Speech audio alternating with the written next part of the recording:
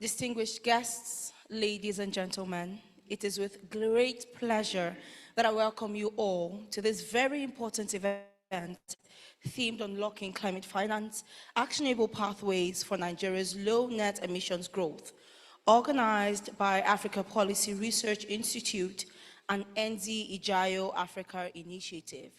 My name is Irene David Arinze, and for the duration of this event, I would be serving as your compare. The impacts of climate change, if not addressed, has the potential to render our nation's, Nigeria's development plan futile. However, mainstreaming climate action into the plan provides an opportunity to access the requisite finance and financial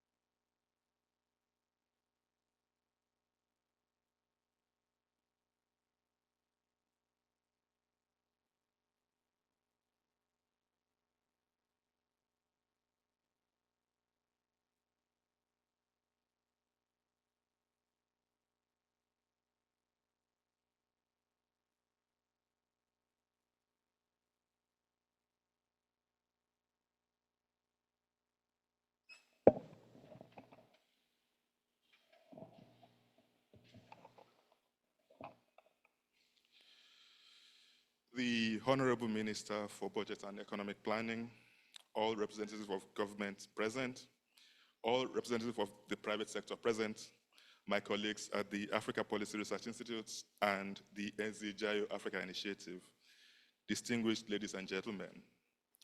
Good morning and a very warm welcome. It is a great pleasure for me to be here today, and I'm delighted to see so many of you here to join the discussion on Nigeria's climate transition and explore actionable pathways for mainstreaming climate action into Nigeria's development planning. We are very glad and proud to be co-hosting this event with NZJIO Initiative, a Pan-African think and do tank that convenes public and private sector actors to analyze and formulate policies for growing investments in green energy solutions for Africa. With them, we share a common objective in providing a sustainable path towards greening Africa's economic development. This event today is the second in a series of convenings that APRI is organizing on climate action in Nigeria this year. In March, we co-hosted an event with the Federal Ministry of Environment on methane mitigation and reduction in Nigeria, or the Nigeria's oil and gas sector. Today, we are taking a step back to discuss Nigeria's climate strategy with the aim of providing pragmatic and useful inputs to the policymaking process on Nigeria's climate transition. This builds on our ongoing climate projects in Nigeria, which we have been carrying out over the past year and a half, looking to provide evidence-based insights to inform Nigeria's climate action and ensure a just transition that is underpinned by credible data and realities. Our aim through our work on climate action in Africa is to serve as a resource hub that provides real, factual, evidence-based, and sometimes hard truths regarding the policies and actions of government and other stakeholders working on climate transition in Africa. For those of you who do not know the institute I lead, APRI, please allow me to do a very quick introduction. APRI is a Pan-African think tank, and we have two core mandates. One, we are mandated to support European policymakers and others formulating and implementing policies that concern and affect the African continent and Africans. Two, we're also mandated to provide support to African policymakers and other stakeholders around their foreign policy priorities that overlap with Europe's own foreign policy objectives. To do this, we have a team of researchers working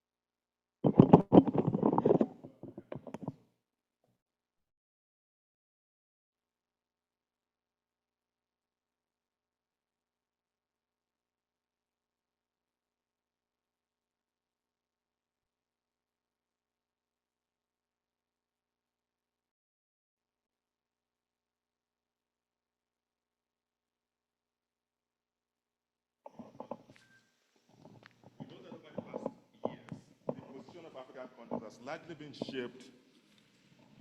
has largely been shaped by the global north. There is an increasing need for Africans to shape and chart the continent's climate transition pathways in line with local climate and socioeconomic realities, as well as development priorities. Here, African countries such as Nigeria have a leading role to play. Nigeria is the most populous African country, the country with the youngest African population, with the largest petroleum production, and one of the largest economies on the continent. What Nigeria does, is able to do, or plans to do, especially around financing, are of immense consequences for the continent. The global realities of climate change means that the landscape for finance and global geopolitics is changing significantly. As climate and ESG considerations become increasingly important in accessing finance from the global north, plans that do not have climate action in view are finding it more difficult to attract financing. This is leading to a significant decline in new investments in fossil fuels, for example, with investments into energy financing of any kind increasingly being based on climate considerations. For Nigeria, navigating between weaning itself off fossil fuel dependence and accelerating renewable energy investments are of extreme importance. Fortunately, Nigeria has made some progress in this regard over the last 3 years. Notable milestones around this include the submission of updated NDC to the UNFCCC, the passage of the Climate Change Act, the establishment of the National Council on Climate Change, the NCCC, initiatives from the Ministry of Petroleum and the Nigerian National Petroleum Company on gas flaring and methane abatement, and the efforts of the former Vice President in creating the Energy Transition Working Group, generating momentum behind the need for a comprehensive energy transition plan. There has also been considerable strides by the government in establishing a carbon market and framework for the government, as well as ongoing reforms to attract climate finance to the country.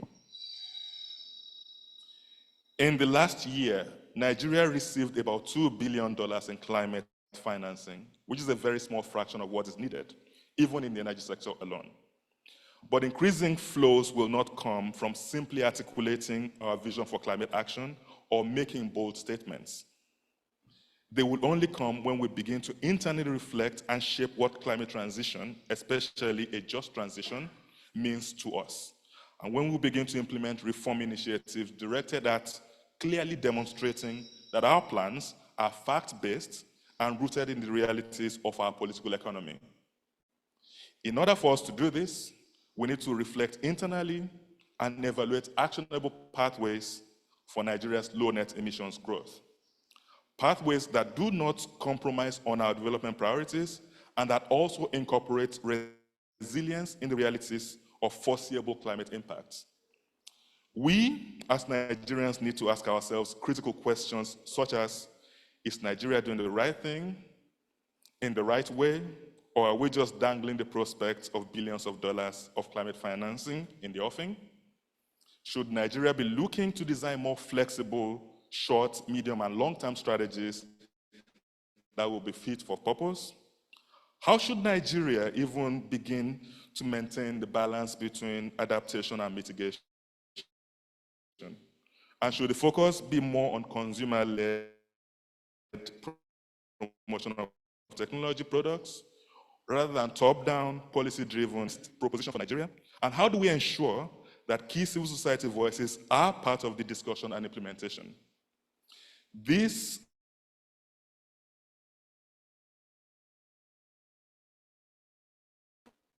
we want to learn from them, learn from each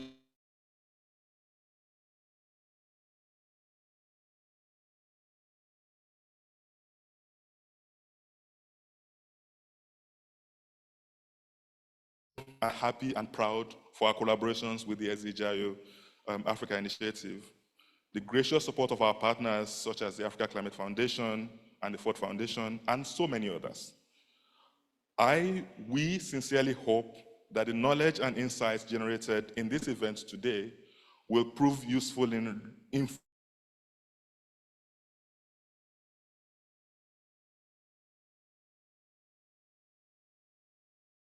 transition.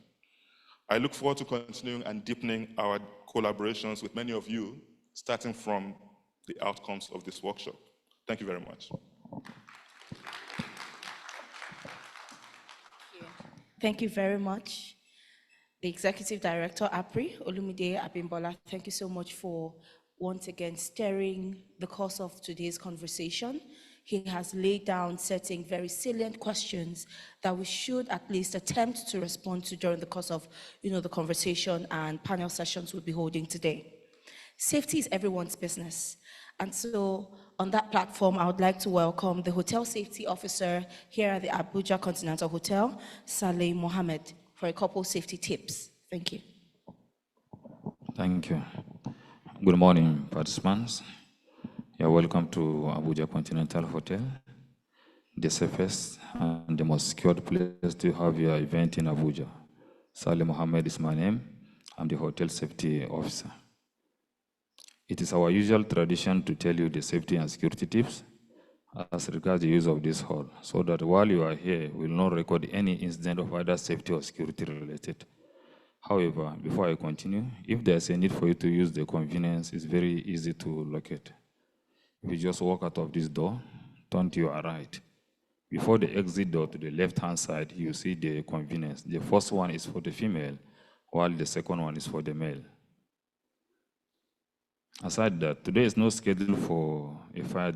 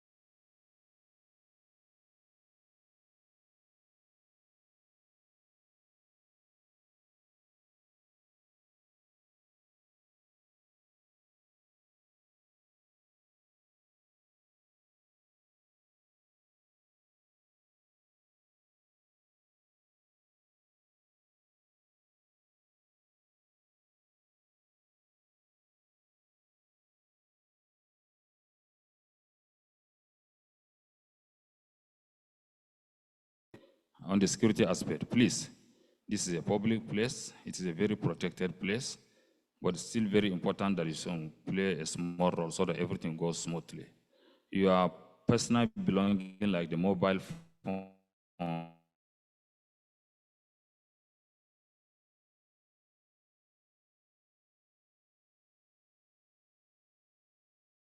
break, lunch, or whatever reason for leaving where you are seated, please don't leave it unattended.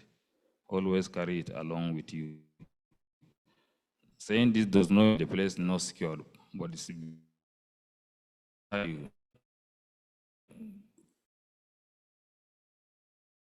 do follow that protocol so that we know and you are not part of this program. We advise you to look for the organizers and register properly, because the current safety and security architecture of this hotel will not be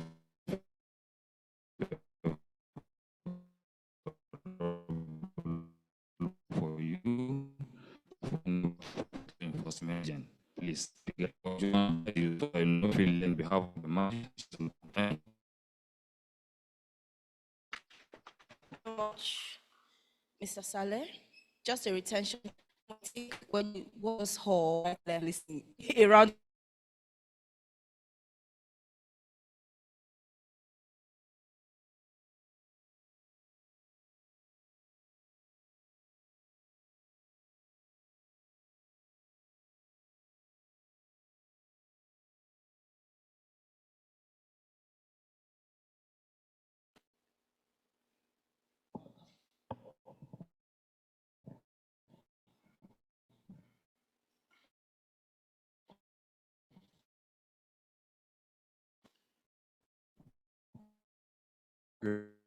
Good morning.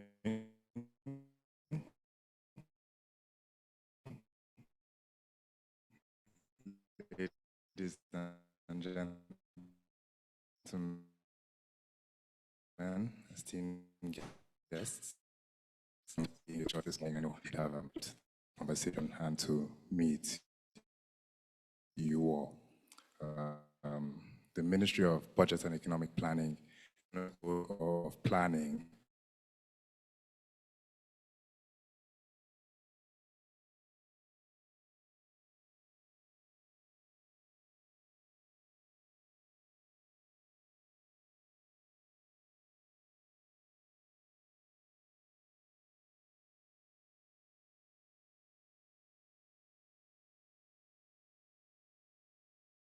climate action for the Nigerian government and all governments in Africa, actually.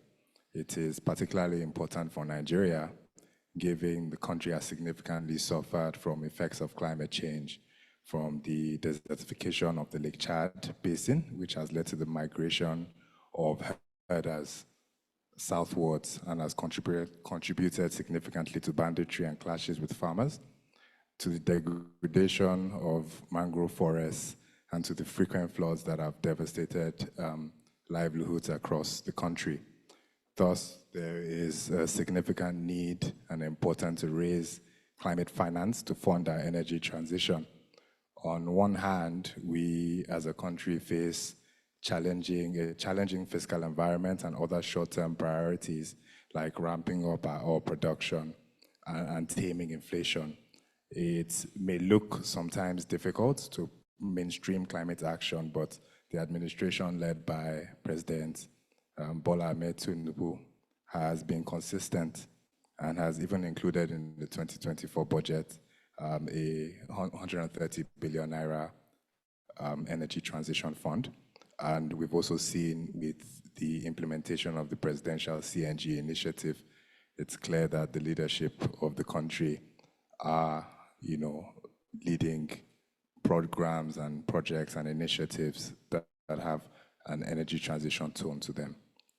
Through the passage of the Climate Change Act in 2021 and the establishment of the National Council on Climate Change and NCCC, commissioning of APRI to conduct a mapping report to better align government-wide efforts to accelerate climate action, work on revising the energy transition plan, and even more recently, the nationally determined contribution, NDC, in time for a global stock take later in COP29 is critical to the work the administration is doing.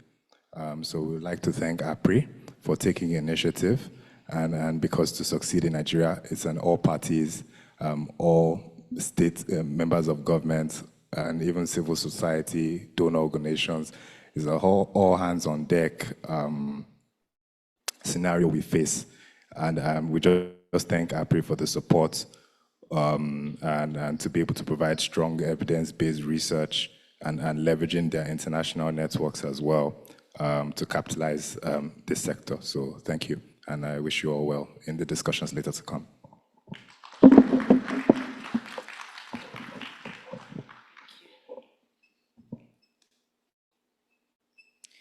Thank you very much, Bolaji, for that. If you do agree that evidence-based research, when you intend to profess solutions and then using all of the evidence from the research, you get better results. Do you agree with me? And that's what APRI is here to do, and indeed, we are grateful for bringing it home. Thank you so much. We would like to move on in this event for today. And for the first panel discussion, the title is Rethinking Nigeria's Climate Strategy.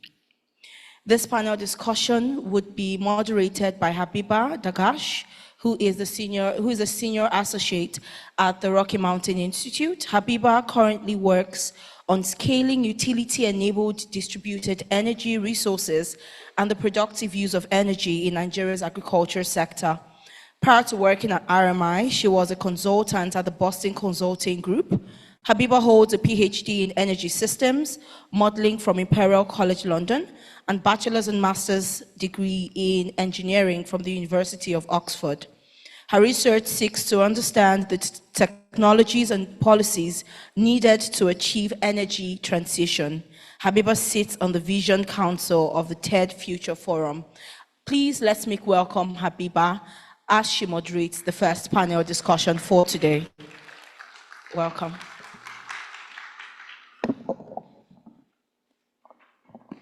Good morning, everyone. I have the pleasure of moderating a very esteemed panel discussing how we're going to rethink Nigeria's climate strategy. So to introduce the panelists, first we have Mohammed Wakil, who's the country delivery lead for the Global Energy Alliance for People and Planet, or GAP.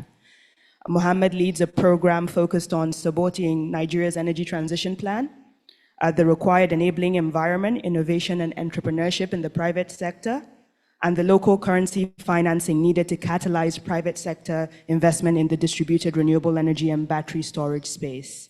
Prior to working at GAP, he was a senior energy specialist at the World Bank. So please, could you clap for him as he comes to the stage?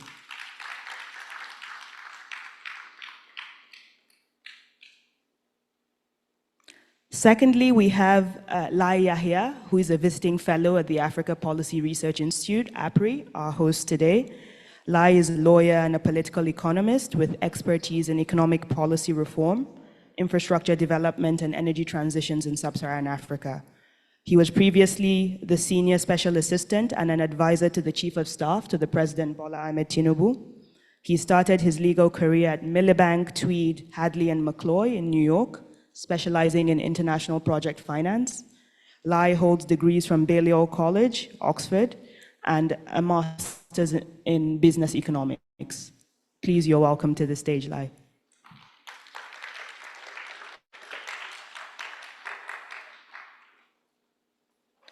Our third panelist is Nana Skari Medugu. She heads sustainability and ESG at Nigeria's Sovereign Investment Authority, NSIA, where she's responsible for developing and driving all of NSIA's sustainability strategy and climate initiatives. Nana has extensive experience in infrastructure investment, particularly in originating, executing, and managing strategic and impactful investments in the agriculture and motorway sectors. Nana was previously at KPMG, and she holds a bachelor's degree in computer systems engineering from the University of Kent.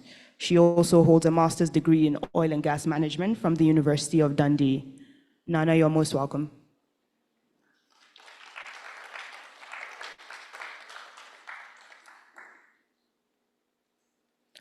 And last but surely not the least, Abdulkadir Oladapo is an infrastructure finance portfolio management lead at the UK Nigeria Infrastructure Advisory Facility. Abdul is the portfolio management lead through his work at UK NIAF, which is funded by FCDO. He is actively delivering an investment pipeline of over $1.1 billion.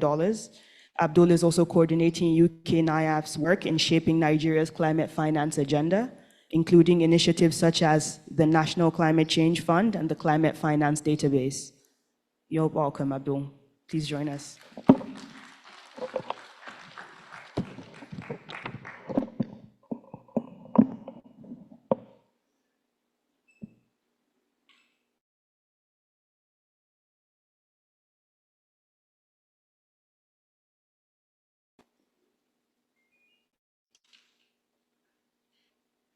I'll check that everyone can hear me clearly.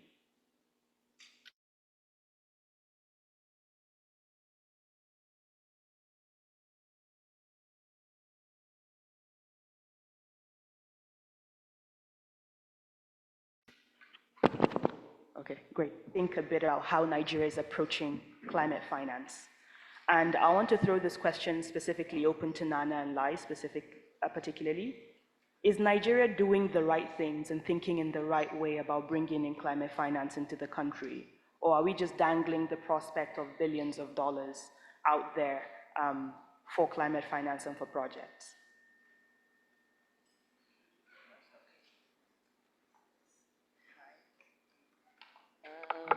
Is this working? Okay, yeah. Hi, good morning, everyone. Thank you, Habiba, for that question. I think in order to assess the effectiveness of Nigeria's approach to climate finance, we have to evaluate some of the policies, actions, and outcomes, of the government. So generally, Nigeria is one of those countries, just like a lot of countries, in the global south, where we're trying to balance socioeconomic priorities with, climate change initiatives. So in thinking of Nigeria's approach, I think there are key considerations, and the first is around policy, right? There have been strides in policy development, so be it the passage of the Climate Change Act or the revision of Nigeria's NDCs, the nationally determined contributions under the Paris Agreement, or other policies and regulations or initiatives and plans around climate change and energy transition. But then it's one thing to develop, all these policies and plans, and then it's another thing to implement, these policies as well. And in order to mobilize, the adequate amount of climate financing into the country, then we have to have, adequate regulatory frameworks not just adequate regulatory frameworks, but implementing those frameworks in the right way. So that would not just attract more climate finance, but also amplify the impact of this climate finance. A second point to note is capacity. When you think of capacity, again, in not just Nigeria, but Africa, or even in the global south, particularly in the climate space, it's still being built, right? It's somewhat nascent. And so there's still a lot of capacity gap, however you look at it. And I think that is an important thing that needs to happen, for us to mobilize, climate finance at scale into the continent. Another key thing is, investments or initiatives. We don't have as many, will I say, bankable investments or initiatives, particularly in terms of, when you look at the climate space, not just infrastructure generally, specifically climate investments. And with a lot of climate finance out there, so whether it's from climate finance institutions or private sector investments, or even through bilateral relationships, we don't have investment ready initiatives or initiatives that make sense. So you have all this money, but you're unable to mobilize it because there isn't clarity as to how this will be implemented. There isn't clarity as to, what is the end goal? How is this investment? Is this investment even bankable to start with? I would say those are some of the key hindrances. I think one more, a last one, is around governance mechanisms. We don't necessarily have strong governance mechanisms when you think of what I say, transparency and accountability as to the utilization of climate financing. Even having a view as to the inflow of climate financing. Do we know how much climate financing comes into the country. There is no view as to that. So definitely strengthening our governance systems would also play a key role in mobilizing, climate finance at scale into the country. Thanks. So I think are we doing the right things? So I'll try to start on a positive note, which is to say that what we are doing well, which we have done well, to sort of tick some of the boxes that on the surface you would need to tick, which is one, essentially demonstrating political will. So Nana mentioned, we had a wonderful launch of the energy transition plan at COP26. We had another launch, I think, of the same plan in COP27. Of course, the Climate Change Act, the setup of NCCC, and many, many speeches, the launch of many useful initiatives. I've lost count of the number of workshops, but all the right things, in a sense, which is basically demonstrating political will. But the key point, and Nana made this point, which is to iterate, is implementation. Is sort of part of the theme of this session, which is how do you now turn this commitment to doing a number of things, make it a part of the National Development Plan. The biggest challenge, and I think which is, so sometimes kind of often, people don't recognize the challenges that government has in doing this. It's not an easy thing to do. The current National Development Plan, the Medium-Term National Development Plan, was developed in late 2020, early 21. It's the current governing development plan, and it's supposed to run from 21 to 25. Now, a lot happened between 2021 and now.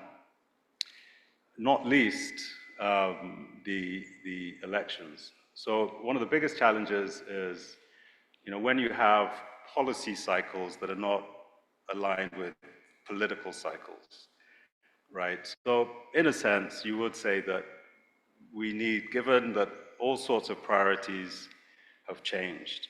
Yeah, the midterm national development plan was developed, as we're thinking through response to COVID and the aftermath of that.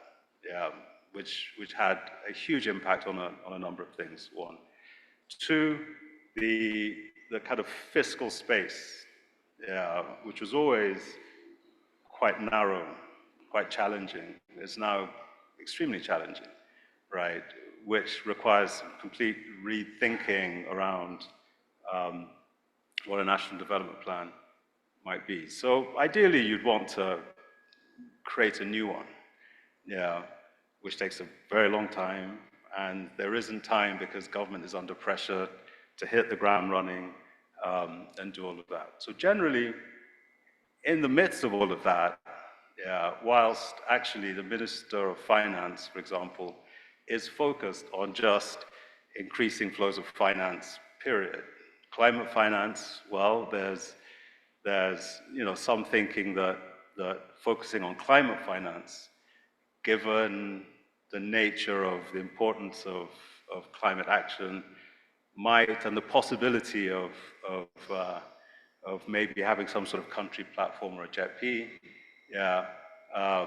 would help in increasing flows of finance. But at the moment, we're sort of on the one hand, sort of firefighting a lot of the major issues, the fallout of subsidy removal, the attempted removal of the electricity subsidy, and some cleanup at central bank. Whilst all of that is going on, it's very, very difficult to now move to putting in place some of the things you would need to do, some of which Nana mentioned, if we really want to kind of increase the flows of climate finance, but it's difficult. And I think it's important to be able to recognize the challenges that government is facing in doing so. About the, the challenge of having to do a new planning process in an increasingly constrained fiscal space. I know NIAF and GIAP are both involved in transition planning in some shape or form. So I'm just keen to get your take on, a lot of these transition plans are looking at multi-decade horizons, right? Going out to 2050, 2060. So in your planning processes, how do you think, with Nigeria's macroeconomic challenges, how do you go about short, medium, and long-term planning? And what are the challenges of doing some of those planning? Okay, thank you very much. Looking at, support we're providing to Nigeria, what we do say is Nigeria should look at things from a development first perspective rather than from a climate first perspective. That's a very important thing to look at, because ultimately we want to do projects, we want to increase incomes, we want to create jobs, right? And you can do development in a green way. Now, yes, Nana has talked about some of the challenges we face, and yes, we are putting in place policies. Lai has also talked about, what we need to do to implement. But in the short term, what do? We do have a constrained fiscal ceiling. We have a very low revenue base. So what do? We can do is to originate projects properly. Nana also did talk about lack of bankable projects. So if we do originate projects properly and we structure these projects can actually raise private sector investment. And you can now focus on the private sector side of climate finance to be able to get certain projects done. That will create jobs, that will increase our revenue base, and will help resolve some of the macroeconomic issues as well. And whilst those are still things that need to be resolved, like what CBN is doing, what the Minister of Finance is doing to address all of these issues. The activities will actually sort of increase our headroom to take debt-based climate finance, which could be more medium and long term. But in the short term, I think we need to focus on the actual private sector investments and also grant components of it. In addition to sort of the policy frameworks we're putting in and all, I think being able to originate projects really well is important. I mean, we have quite a number of project pipelines. If you look at the PPP space, we have IC as a regulator. Let's look at states as well, and then putting in place the projects and taking it to shop for investors. A lot of the time, investors look at these projects and they push them aside because they're not well thought of, they're not well designed, they're not bankable. So we do need to sit down and make sure we do our homework to be able to originate projects better. Thank you for that. I want to come back to your development first lens, but I want to throw it to Mohammed first to give a response, and then we'll come back to that. Thank you. So GIAP was invited into Nigeria specifically to assist in the implementation of the Energy Transition Plan, which Nigeria announced in 2021, which aims to achieve net zero emissions by 2060. Another relevant target that Nigeria has is to achieve universal electricity access by 2030. So immediately you already have a bit of a breakdown between the 30-something year target and a 5 to 6 year target. On the question of whether it's important to break it down into smaller pieces, I think yes. The Energy Transition Plan is supposed to be a living document whereby every couple of years it should be updated with new information. So the plan that was released in 2021 can't be the plan for 2024. It has to be improved, it has to be better. Another important element is that Nigeria is a federation of states. And last year, there was a constitutional change and a new Electricity Act, which says that each state can now create its own electricity market. So in a way, perhaps each state needs its own energy transition plan at its own level, which needs to align and what's the word I'm looking for? Correlate with the national energy transition plan. And so that's one way to break it up. I think it's also important from a practical perspective to perhaps have 4-year targets within the energy transition plan, which aligns with the presidential the length of the presidential cycle. There's a risk that may be over-politicized a little bit by putting in unrealistic targets, but it may not need to be done by the government. It might be outsourced, but that view is also necessary because things change or things can change significantly from one government to another.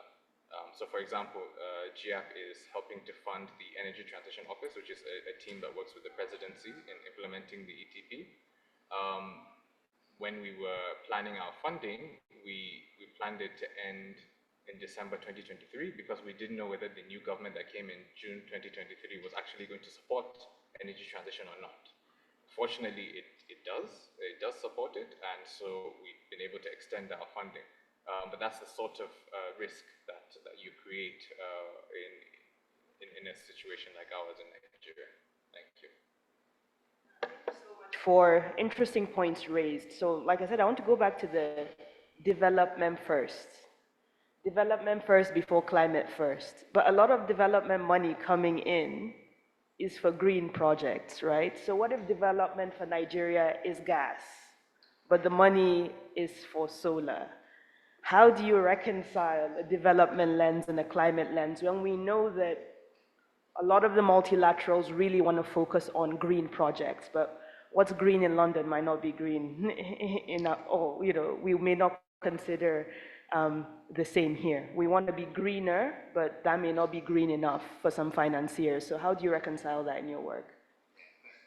I think I'll bring some examples from projects we're working on in UK NIAF, and how do you move the needle on how green projects are, depending on the kind of financing you're trying to attract. So, for example, we're supporting the Special Agro-Industrial Processing Zones, which has been led by AFDB.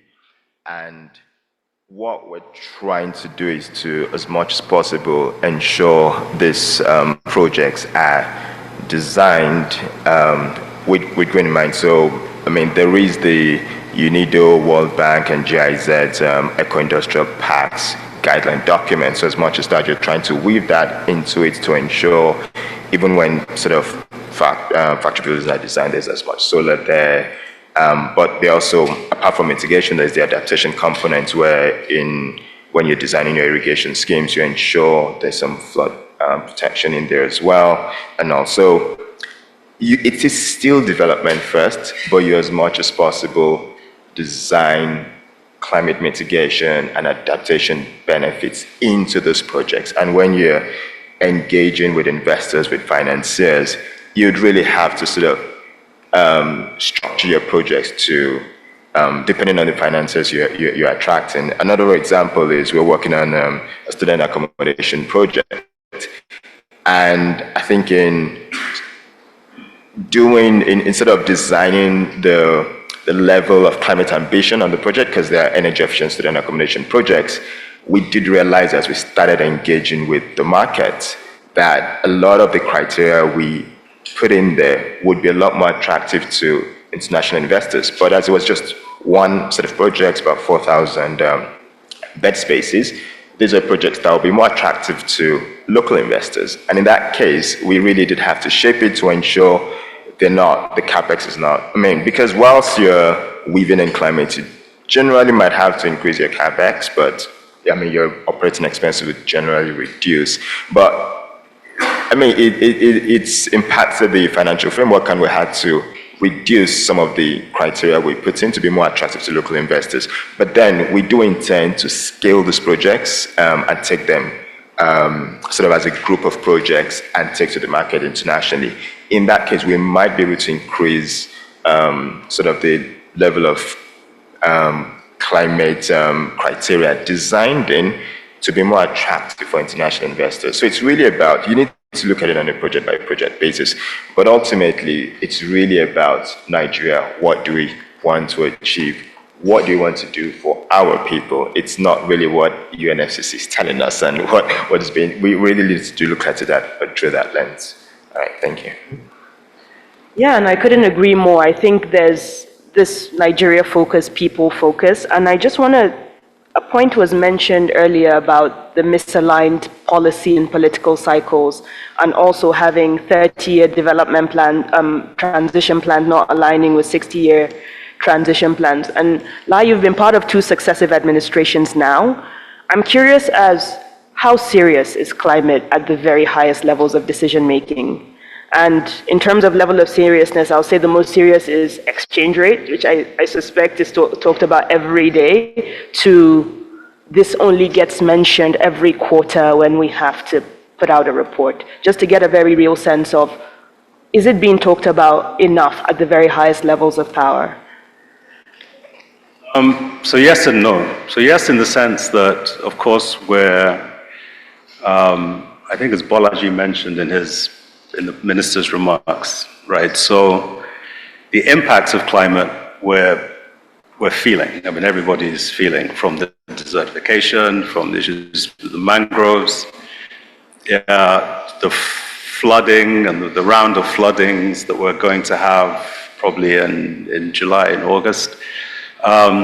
So the impacts, for example, of the desertification that's partly causing some of the insecurity, particularly in the northeast, and then some parts of the northwest as there's migration downwards as a result of loss of livelihood. So government is having to respond to real effects of climate change. Yeah. Now, so I think there's still a lot more to be done to mainstream climate action, which I think is one of the themes of this event. Yeah. So again, I mean, the will is demonstrated by the Climate Change Act. We now have an NCCC that's mandated to do a number of things. You could argue that the fact that there hasn't yet been a council meeting is some sort of signal that the commitment is not there. I was looking for the DG of NCCC, as most people spend much time looking for the DG of NCCC. But to be fair to him, yeah, I think that sort of gives a signal that it's not, that the commitment is not there at the highest level. For example, as it was, it appears in the kind of former, when the Energy Transition Office was created with the former vice president and so on. Politics, right? So I think the transition from administration to administration has had a lot to do with that, as I mentioned. But all the right pieces are in place. Yeah. In terms of legislation, in terms of policy, and even in terms of people to some extent. Yeah. But it's sort of still kind of coming together. You're right. I mean, the challenges faced, the monetary policy issues that have dominated, they're critical to solve. Yeah, the subsidy removal was essential to do something. We just couldn't afford it. So these have taken priority rightly. So I would say sort of yes and no. That's the answer to that. Thank you so much for that response. And off the back of that, we keep coming up to the challenge of money, quite frankly. And I'm curious to think about what are the other ways that Nigeria can raise funding for a transition, right? And thinking of the JETP process that Indonesia, South Africa have gone through that route, particularly to Mohammed, as GAP is mandated to support ETP. Is a JETP style plan realistic for Nigeria? So that's an interesting question. The truth is, from what I've observed, you can't select yourself to be part of the JET-B process. You have to be selected by those that provide the money. And I've sat in some conversations with such people, and they don't see Nigeria as a target for JET-B funding. And that's primarily because they see Nigeria as an energy access deficit country rather than an energy transition country. And that is understandable because that's the way Nigeria presents itself. Nigeria presents itself as a country with 200 million people that only has 4,000 megawatts on the grid. And while that is true, most of our energy supply is not coming from the grid. There are thousands and thousands of megawatts of gensets, diesel and petrol fueled, which are at least 10 times the capacity of what is on the grid. And we don't do enough to acknowledge that. We simply don't acknowledge it. As far as I'm aware, I've never seen a government document that acknowledges the fact that the majority of our power supply is not coming from the grid. So if you do take the effort to acknowledge it, and then you can make a case that Nigeria needs to transition away from petrol and diesel gensets. That is a transition case. And until you do that, you're not a transition country. So that's some work that Nigeria itself has to do. And I think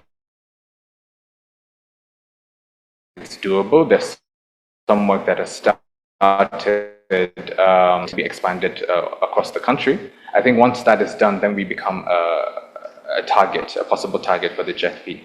But then again, perhaps beyond the JET-B, there are other sources of climate finance, and maybe we need to start looking at those a bit more seriously.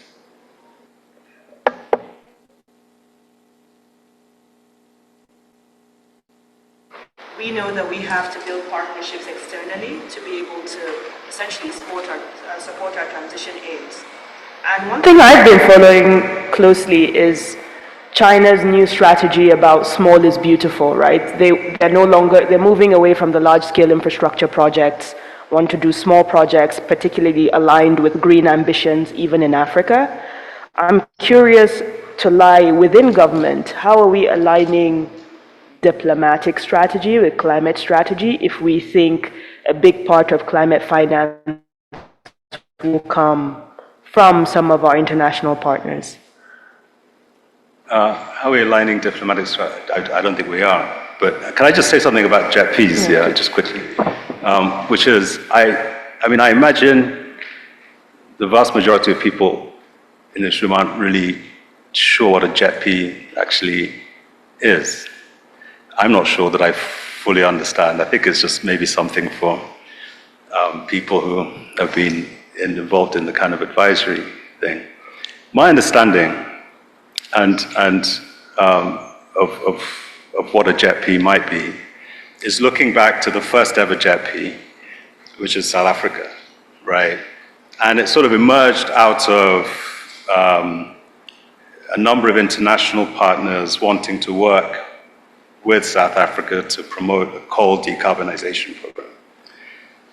One, and two, as part of the troubles that Eskom was in. So how do we continue to ensure and increase energy access through Eskom at the same time as, because Eskom of course is fully dependent on coal, at the same time as having some sort of transition away from coal. Yeah. Now, there's, I think, and again, this touches a little bit on this sort of diplomacy and kind of foreign policy objectives and development program. Yeah, I think there was sort of a subtext with the South Africa thing, which was some of the international partners needed to figure out how they could continue to remain relevant, when they're not able to put significant amounts of money on the table compared to, let's say, China. And so the ability to sort of dangle the billions that I think you mentioned someone mentioned in the introduction, required international partners to come together to put on the table billions with conditions, right? And so I think coal decarbonization became that. Indonesia, I guess, is the other main JETP. Again, that's kind of a coal decarbonization thing. Senegal, well, it made absolutely no sense. I don't understand the Senegal JETP, yeah, but sort of newly discovered oil and gas, not quite sure, how you work on transition when you've just started production, right? So, so that one, maybe someone can explain to me. But what is, I think, really useful about thinking about JETPs, and again, which partly answers your question about diplomacy, is that, so much of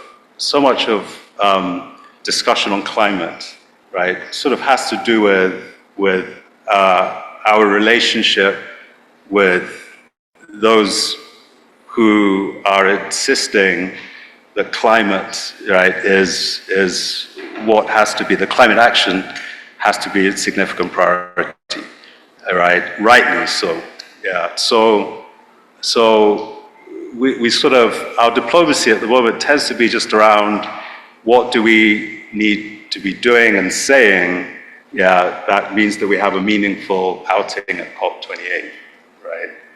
I mean, that's, I think, the extent of the diplomacy, right? But what's useful in thinking about JETPs in the South Africa case is the process that South Africa went through, right? So regardless of the fact that you're going through this process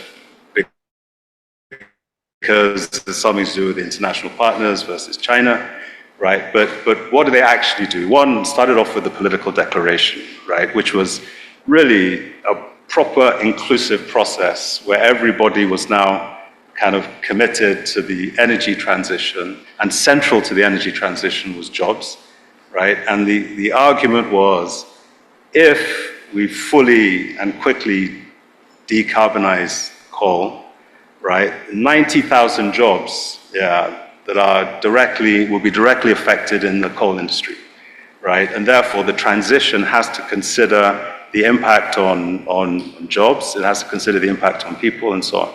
That's, I think, a really useful lesson for us in thinking through energy transition and all this sort of stuff, is actually, one, how inclusive is the process? How many people, it's great that there's I think the next panel is really looking at inclusivity, but that was important. The second thing was, they spent a considerable amount of time coming up with an investment plan, a proper investment plan, which is definitely worth reading, but gives you a sense. So it's an investment plan that is really very much embedded in South Africa's broader national development plan, right?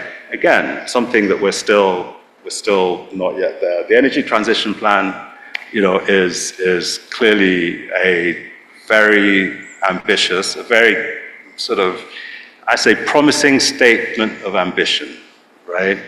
And the sort of PR around it has been very useful to kind of generate some sort of action. Yeah, but the thing is, a proper plan that is integrated with the National Development Plan, yeah, is still needed. So those are some of the lessons, I think, from the JETPs. Our diplomacy is really just there as part of the PR, effectively. So I think it's useful. But if we're out there kind of selling stuff, we need to sell stuff that's serious. Interesting point about how everybody goes to COP to sound like they're all saying the right thing. And just a lot of criticism around COP has been loss and damage and adaptation, particularly seem to always be on the back burner, and we don't get the types of commitments that we get to mitigation, for example. So just throwing it to Nana and Abdul to think about, should we be prioritizing loss and damage and adaptation funding when it comes to some of the projects that you support, and really leave a lot of the mitigation work to those that actually emitted the carbon in the first place? Um, well, I mean, when we look at the global emissions, right, Africa accounts for, I think, about 3%, less than 5% of global emissions. And also, when you look at economic development, we are somewhat, behind compared to, these other developed countries that are, well, I see, quote unquote, the culprits when it comes to global emissions. So looking at it high level, it seems okay, logical that yes, we should focus more on adaptation since, we are feeling the impact of climate change and our economy. It's not just affecting people, it's also affecting the economy, which is not even on the same level playing field as these other economies. And what you tend to see is there's a lot of focus, or there has been more focus on mitigation projects or initiatives from an investment perspective or an investor perspective, as well as a project developer perspective, right? Because I guess these mitigation projects seem to be more bankable. That sounds like my favorite word, but yes, they seem to be more bankable when you compare these to adaptation projects. But then I think it's important that we also pay attention, to adaptation.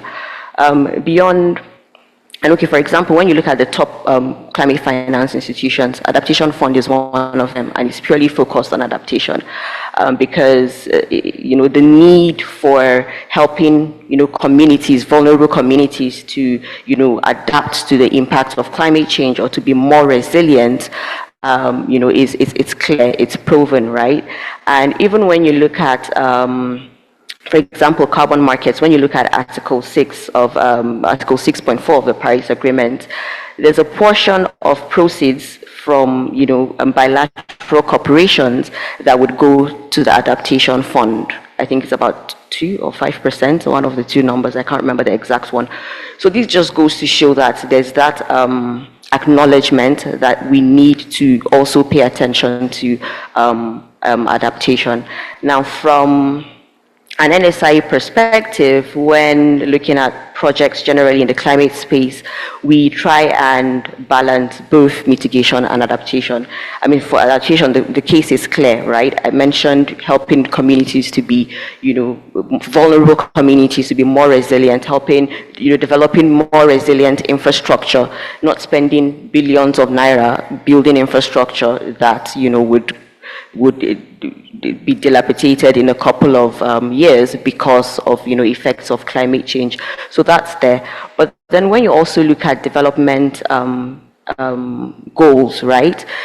Adaptation projects tend to not more than mitigation project, but they tend to deliver on some development goals. So when you look at zero hunger or no poverty or decent work or social equity, those are some of the key outcomes of adaptation projects.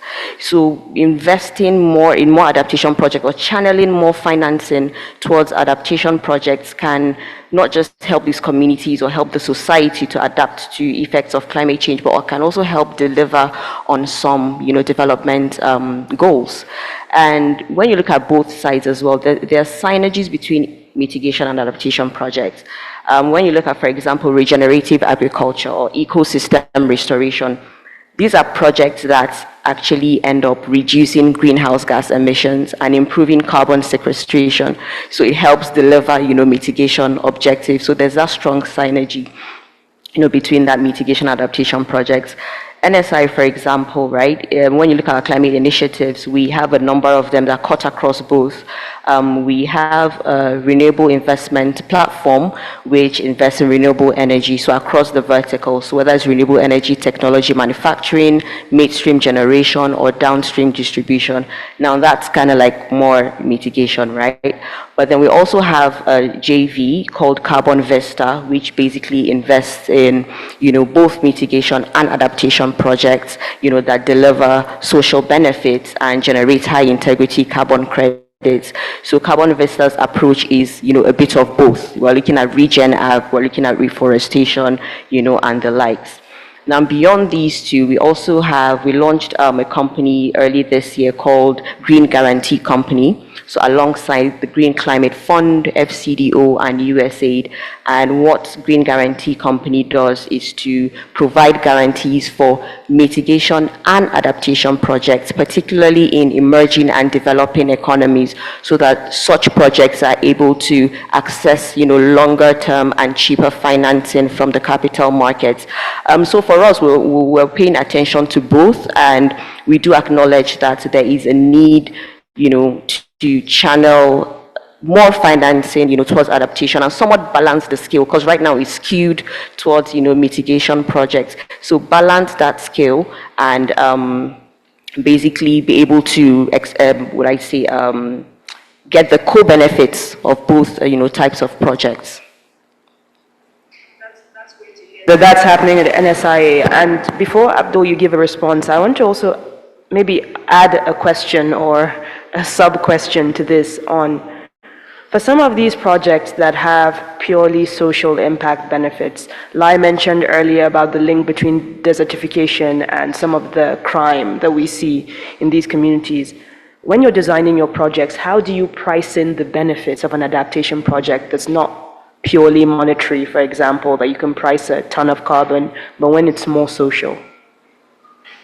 So for adaptation projects where you have those kind of benefits, what you now try to do is try to attract particularly grant providers that will be able to that effectively provide funding for those.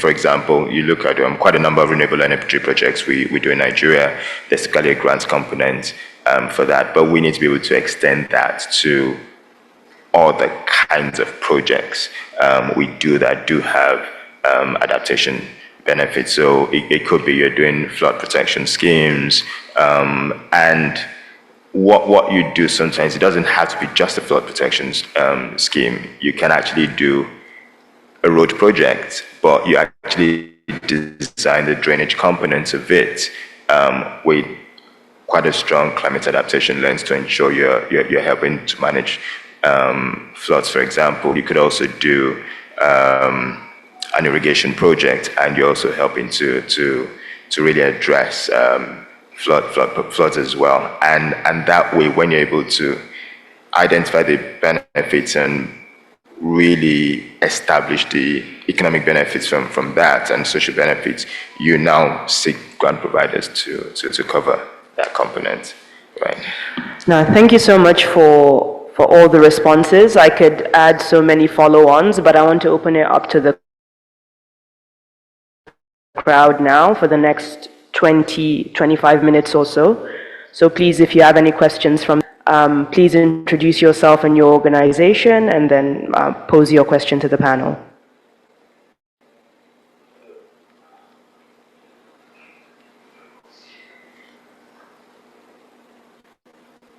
Thank you, moderator, now panelists, for giving us this insight into this program. My name is Mustafa Othman. I'm the National President of the Nigerian Cassava Growers Association.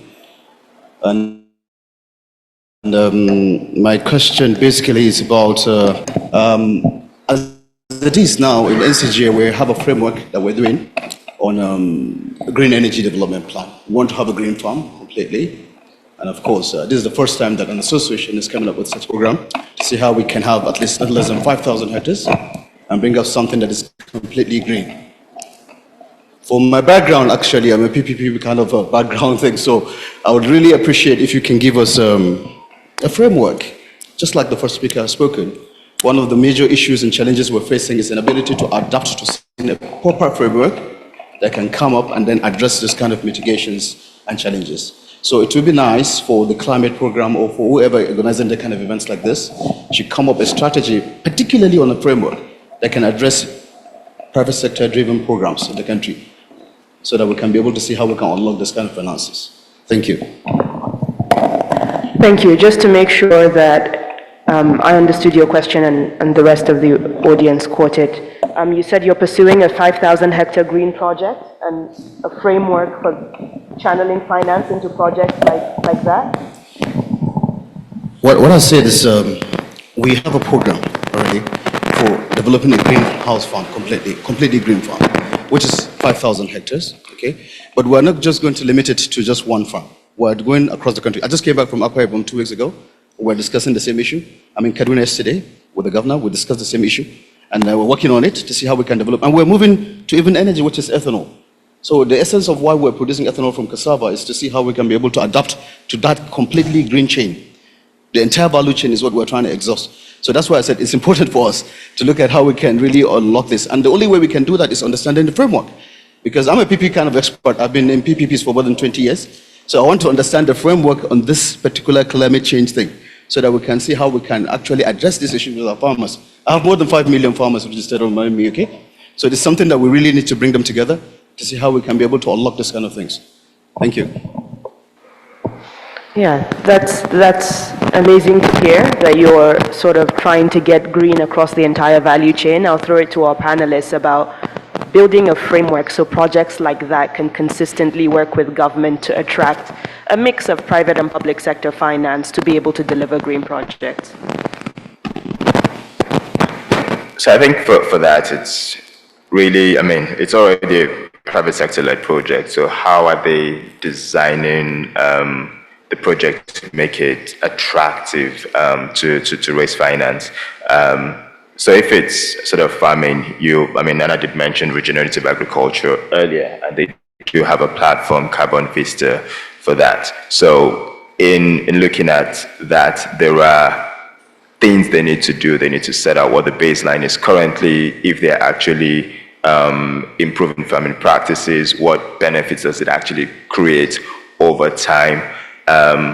And in some cases, you're actually able to get your projects designed and raise financing and even pre-sell your carbon emissions, so you actually get your revenue early. In some other cases, it's later down the line. So it's really ensuring they're engaging with the right experts in the industry.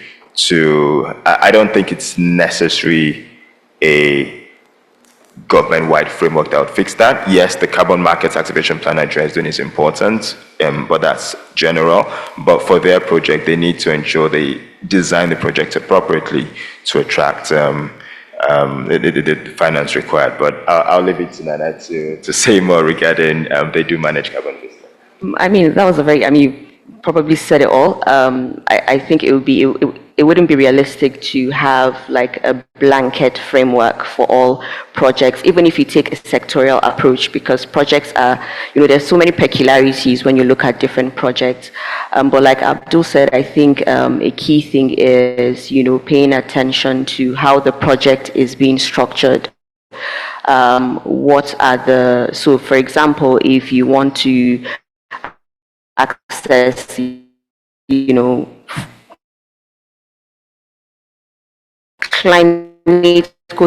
climate financing for this type of project to be incorporated in how that project is structured. So yes, it's a greenhouse farm, but then what kind of farming practices are you implementing, right? Well, is when structuring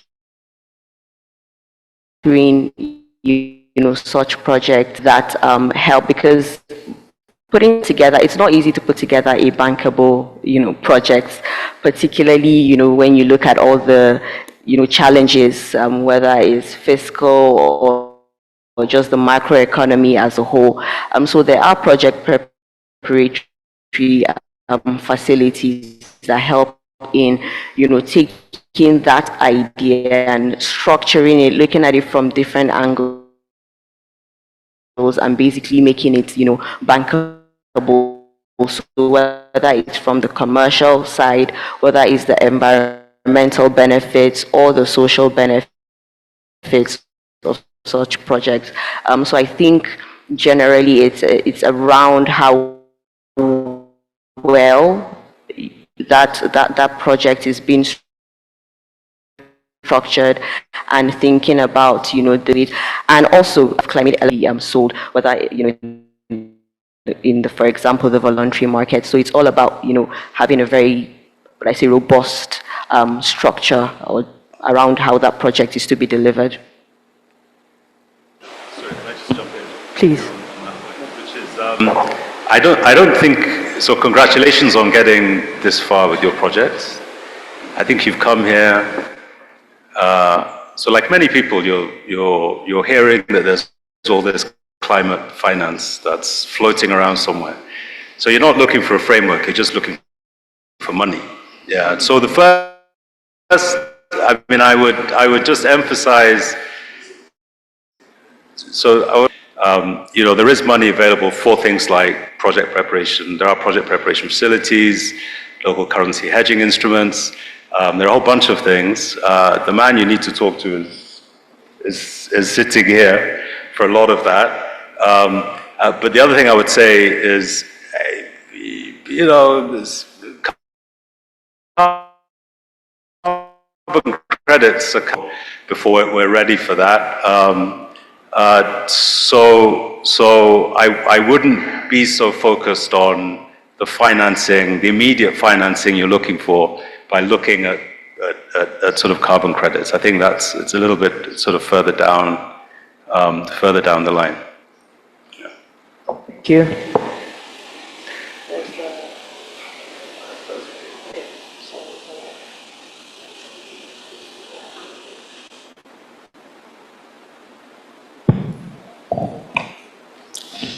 Good morning, ladies and gentlemen. My name is John Akinuba of Center for Ecological and Community Development.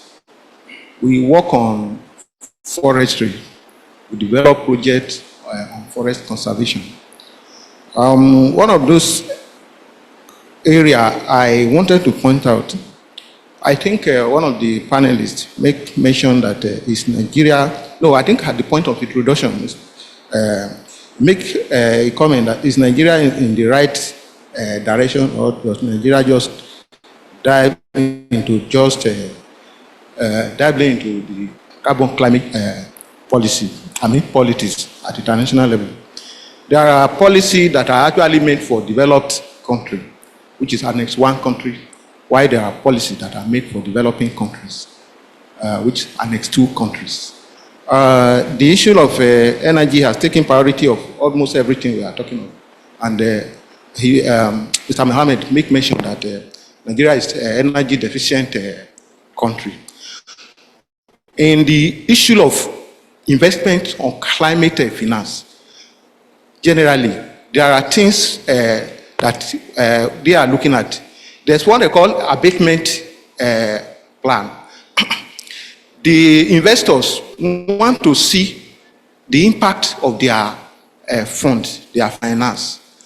And in the term of abatement, if you leave a forest for maybe a period of 2-3 years, the biomass will increase. By the time you measure the volume of carbon that's being sequestered by that forest, in the next 2-3 years, it has increased. So the difference of that increase is the abatement of clearing that forest. I don't know, maybe I'm making sense too. So the finance, the people who want to fund the climate project want to see the impact. And we are talking of issue of energy. What is the abatement when we don't even have sufficient energy? If we have maybe coal, maybe we are being producing our energy from coal as the source of our, or any other. We look at what the cost of that difference. So what we are talking of is how do we get the investors to invest on land use changes and agriculture, smart agriculture. So these are key issues. As a project developers, we face the communities. We talk to communities. Community understands the issue of climate change. But when we talk to our learning people, you find out that everybody becomes so confused. So the issue of subnational adaptation program need to be more emphasized than how we can be talking at Abuja level. Because when you develop a project, maybe from Abuja, we take it down to the community, find out that it doesn't go to the community's circumstances. These are the core issues. So we are looking at how the subnational policy will be developed with some state key into that arrangement. States at state and communities know where they have problems. And most of the state and communities are cooperating. They are ready to give out some forest, more exactly within their rivers banks, for protection. But getting finance, if you go to Nigeria NDC, any financial organization you want to talk to, you will go to Nigeria NDC. And when they look at it, they look at the priority of Nigeria NDC is on energy. We need to define what energy is all about. Petroleum sector. We cannot decide to cooperate, to collaborate with UK to come and finance our petroleum sector in Nigeria. We cannot collaborate with maybe German government to come and finance our energy. But the issue of common natural resources, which is even defined as part of the Paris Accord, common but differentiated responsibilities. Our common heritage, the forest, the rivers, the oceans, the wildlife. If there are more focus of our national adaptation plan in all this area, common people will benefit, and it will go a long way to turn our economy around.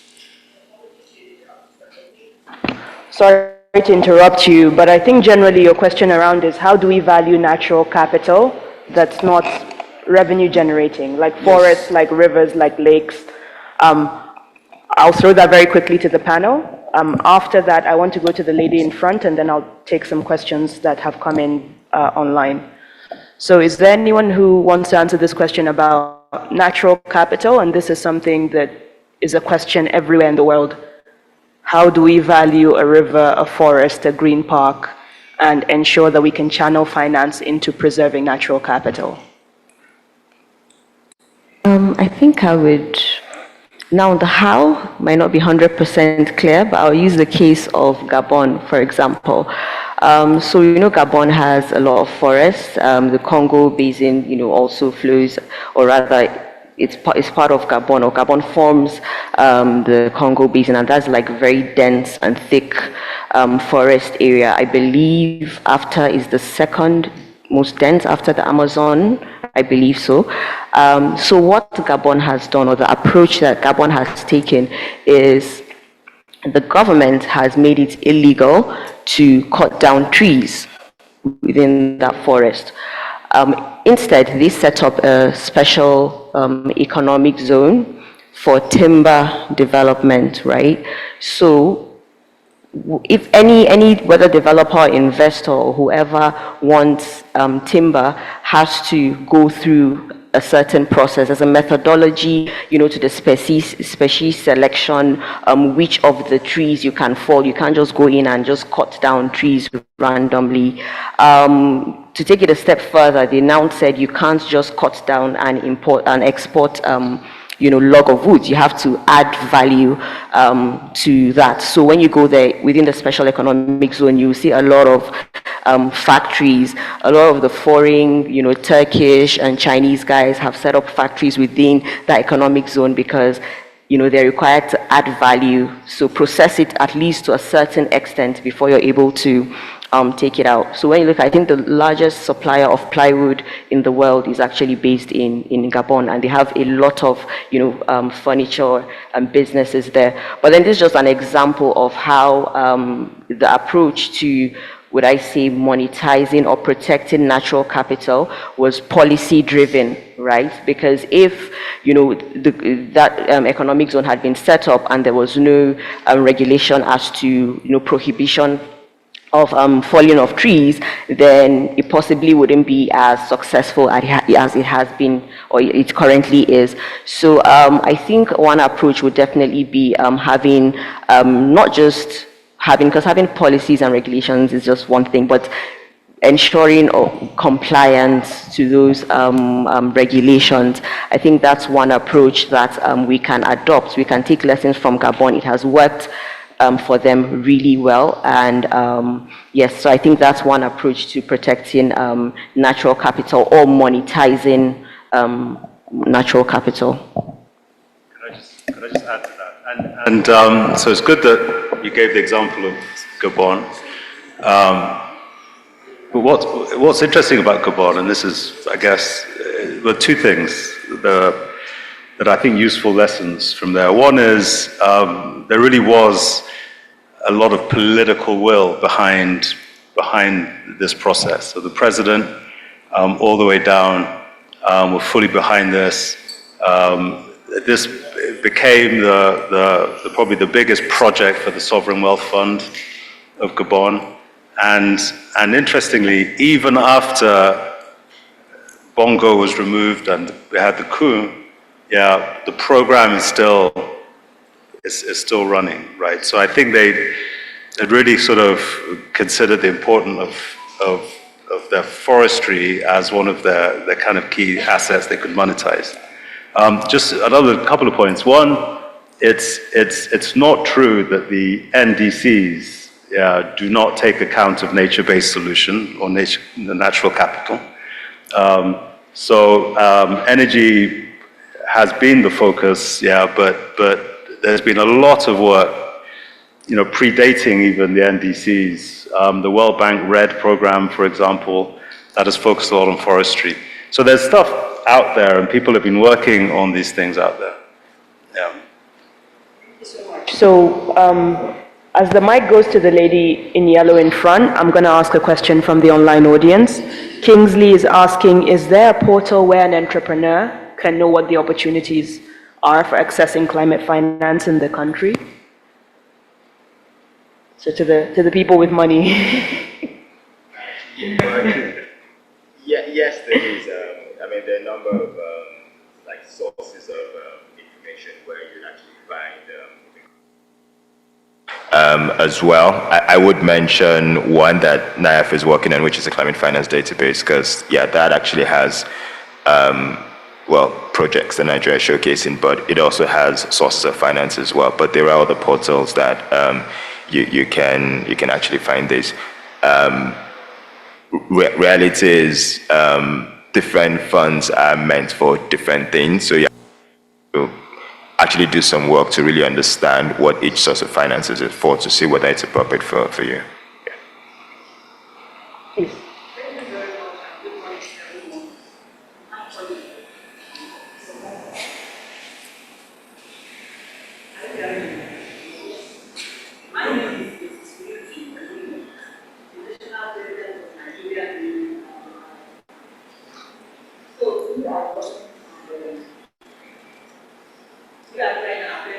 On sustainable agriculture, but this program is at the planning stage. What the women need in the communities is clean cooking stove so that they will reduce the felling of trees. So can we structure this into the program and capacity building to support our climate actions and efforts? Thank you very much.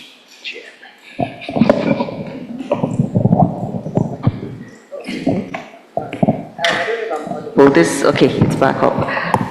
Well, when you said clean cook stoves, I smiled because I spoke about our JV Carbon Vista, and the pilot project actually under Carbon Vista is distribution of energy efficient cook stoves to rural households.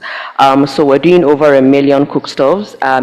And we're taking a phased approach. So under the first phase, we're distributing 300,000 across rural households in Nigeria. So definitely cook stoves and clean cooking is an area that I know NSI and also a lot of investors are looking at are looking at, it's not a neglected, will I say, sector. It's definitely a sector of interest, and it's something that we're currently doing. So I would love to take your details after this session, actually. But yeah, so I just wanted you to know that it's not neglected. And even when you look at Nigeria's NDCs, clean cooking is part of, the focus areas. So yeah. Thank you. Another question from the online audience. Billy from Surge Africa asks if the panelists can speak to climate finance in Africa, particularly Nigeria, not repeating days of future past. How do we ensure Nigeria has a seat at the table and becomes a key player so it doesn't fall into the debt and the situation with the oil and gas industry doesn't repeat itself?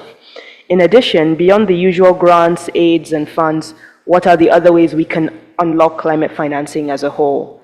So I think it's asking what this entire panel, debt situation that we see some in the oil and gas sector, not repeat old mistakes.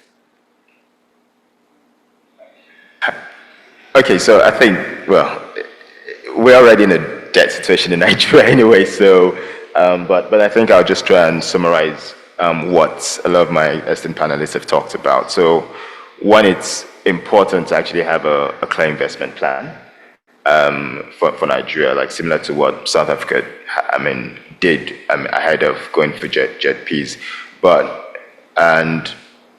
Going with what Mohammed also did mention around looking at how much energy we actually generate beyond what's on grid. So we need to really have stock of this is what we are transitioning from, but we now need to have a clear investment plan as well to be able to set out what Nigeria, what projects, what initiatives we want to do to sort of enable that transition to happen.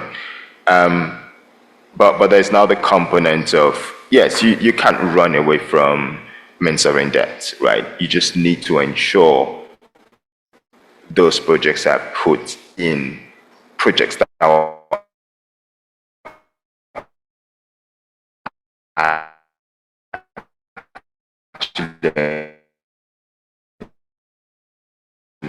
sure you realize high benefit. You also now need to do projects that are bankable, projects that the investment grade projects that will actually realize financial returns as well.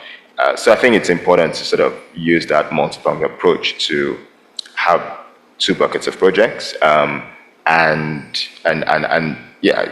whilst you address your macroeconomic issues and you can raise money, you also do projects that the private sector will invest in.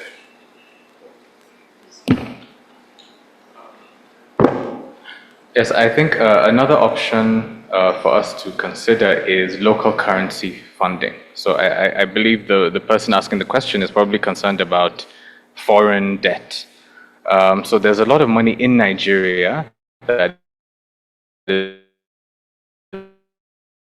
looking for suitable investment that isn't really finding it. So it's trillions of naira, that's infrastructure and energy in particular.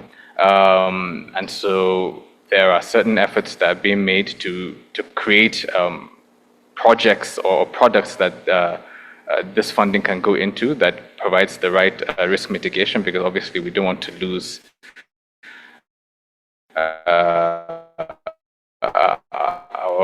the insurance sector as well.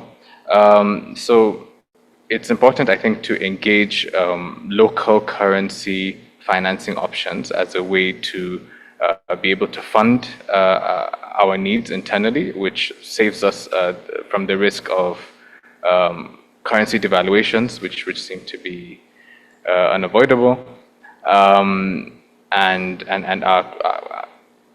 are coming from investors that already know the environment. So you don't need to convince anybody that Nigeria is a good place to invest. They are already Nigerian, they're already here. Thanks. We are a few minutes over, so Mohammed had the last word. I'll ask for a round of applause for our panelists. And for any outstanding questions, I'm sure you can catch one of them during the tea break. Thank you all so much. Sitting down or standing up?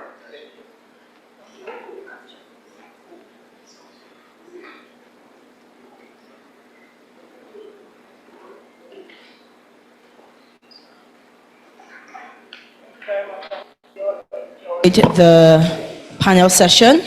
Just as you step out for your tea break, please, to the right of the hall, we do have fantastic knowledge products that would add to your already existing knowledge. We have some research work done on the road to Africa's single market, progress so far and challenges. We also have one on Nigeria climate adaptation policy brief. We have one on Nigeria's energy transition in a political transition. We have one on green technology and youth employment potential in Africa. And we also have one on climate finance in Africa. Please help yourselves get a copy just by the right-hand side of the hall while you go for your tea break. And it's also important to note that we have just 20 minutes for our tea break, and then we'll reconvene here for the second and final panel session. So we have 20 minutes for our tea break, and we're back in the hall. Thank you.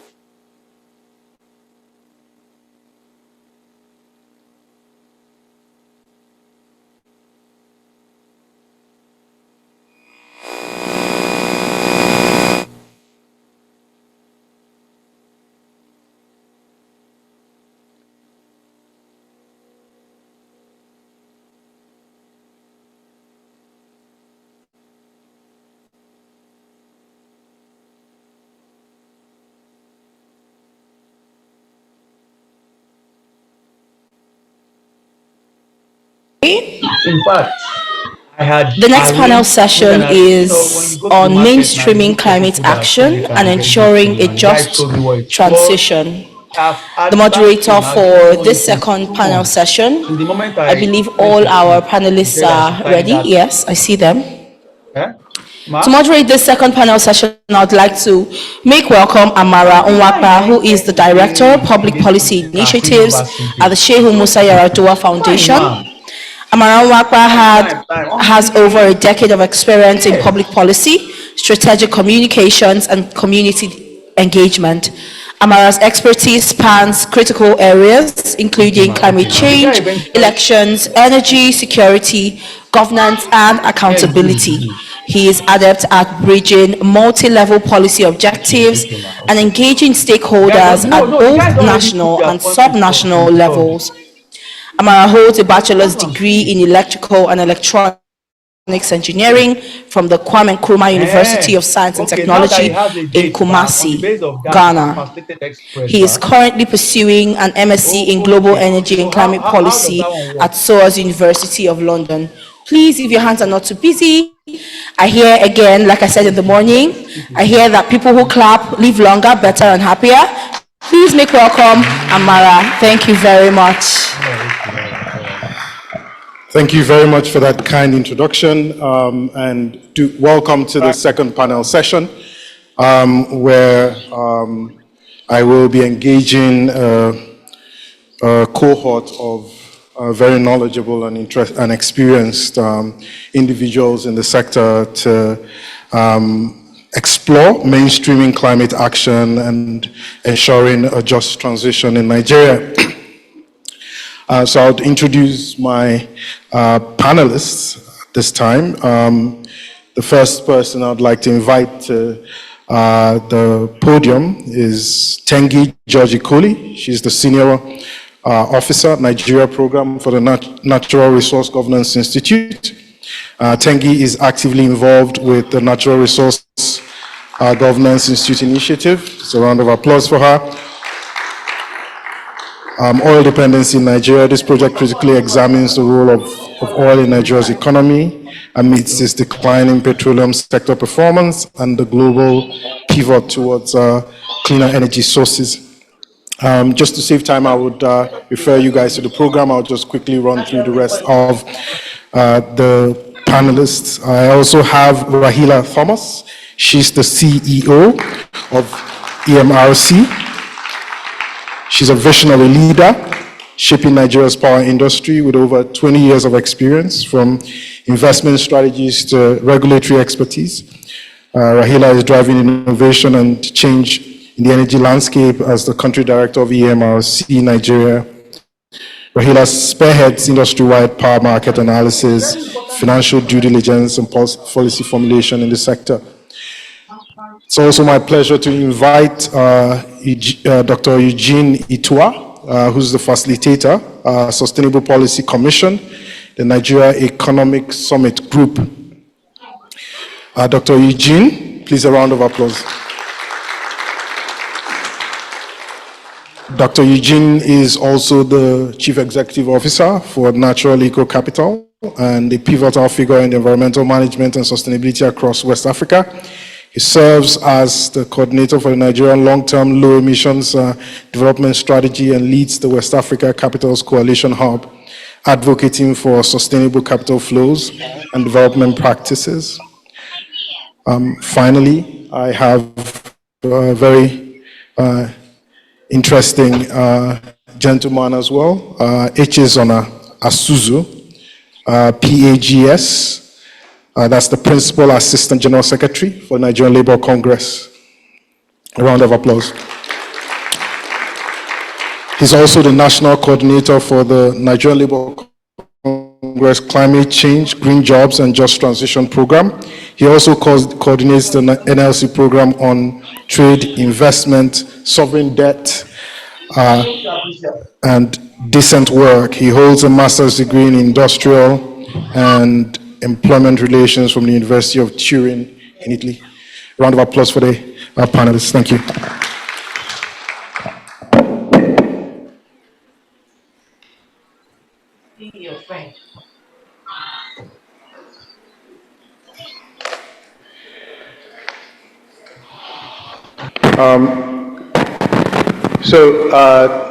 It's good that you're actually sitting here because it's my plan to start with you, Tengi. And if you listened very carefully to the previous panel and some of the discussions during the tea break, I think one of the things that popped out is the fact that there are challenges with mainstreaming climate action in Nigeria. And I'd like you to pretty much help us frame that. What are those challenges, and what do you think some of the approaches that we can adopt to address them? Okay. Hope everyone can hear me? Okay, great. Thank you so much, APRI, for having me, and thank you, Amma, for that introduction. So, as you said, this is a conversation that's already started prior to this panel. I want to start first by saying that one of the key challenges that I find is that climate action and development are seen as mutually exclusive. And if you have that perception, it's difficult to see where the linkages are. So one of the conversations that NRJ tries to have is that there are dependencies around what needs to be done for climate and how to achieve our development goals. Energy access as a development objective can be achieved through climate action, through adopting clean energy solutions, creating jobs. There are also opportunities around the renewable space, again, not as significant as you have when you look at the fossil fuels, for instance, but there are opportunities there. So I'd want to start with that, saying that there are linkages and ways to achieve development aims by addressing climate action. And then building on from that, challenges that we have around climate action is there's not enough clarity in terms of what is going on in the space. So in terms of who's driving climate action, you would have heard in the previous panel that there was a bit more clarity and leadership in the prior government than there is now. There are a lot of different agencies responsible for driving climate action, but in terms of how this is developed and how this is implemented is not as clear. So we have the National Council on Climate Change that's been empowered by the Climate Change Act in 2021. Prior to that, you had the Energy Transition Office sort of implementing the Energy Transition Plan. You also had the Department of Climate Change under the Ministry of Environment, also leading those efforts. But there was a clearer sort of lead with the Vice President sort of leading that charge at the prior government. But now that we've had this transition with the new elections and the new phase and all the different financial challenges that Nigeria has seen itself there's not as much clarity. So it's important to have sort of a clear vision now to see where are we with all the things that came before in terms of the climate action plan, the energy transition plan, the NDC, the long-term vision 2050. How are all of those different plans of different parts of the government being interwoven to give us one concrete, clear vision about where Nigeria is going to go? And what sort of role all the different ministries have to play, and then also how you bring in the subnational government and the local communities as well. This is an action that will require everybody, different industries, different people, and so it's important that everyone understands what their own specific roles are, what they're meant to do, so they can move this forward in a way that is very cohesive and collaborative. And having an organization or an institution that can lead that charge is something that will be very important.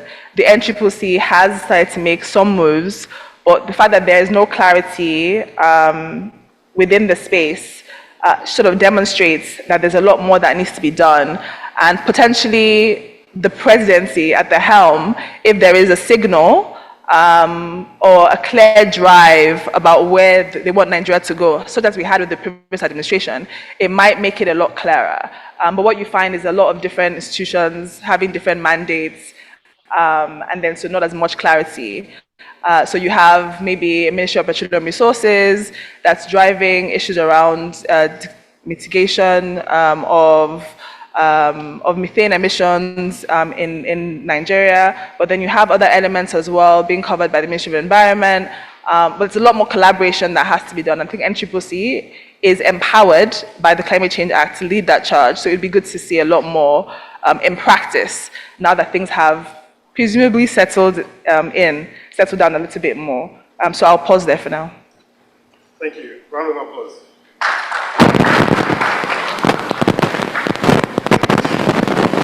So my next question is to Dr. Eugene, and thanks, Tengi, for highlighting some of the challenges like a lack of coherence, and in fact, in some cases, conflicts in how we've articulated our priorities when it comes to energy, climate action, and so on, and how it appears that there is sort of like government not singing from the same hymn sheet.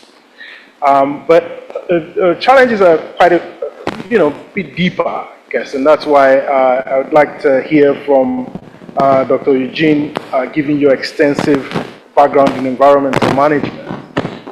You find that if you look at the way we discuss our development vision in Nigeria, there's quite a few conflicts that emerge with environmental sustainability. First of all is the fact that we are going to be reliant on selling fossil fuels, for instance, to be able to finance a lot of these dreams and goals. But with the global picture changing, with global climate action and energy transition, there's quite a bit of conflict there in terms of are we really going to be able to realize the revenues that or the income that we think is going to come in. So how do you see Nigeria overcoming these potential conflicts? This articulation of our vision that's fossil driven versus the commitments that we've had and some of the good intentions that we have when it comes to sustainability objectives in order for us to achieve a just transition or an economy that is even viable within the context of a low carbon future in the world.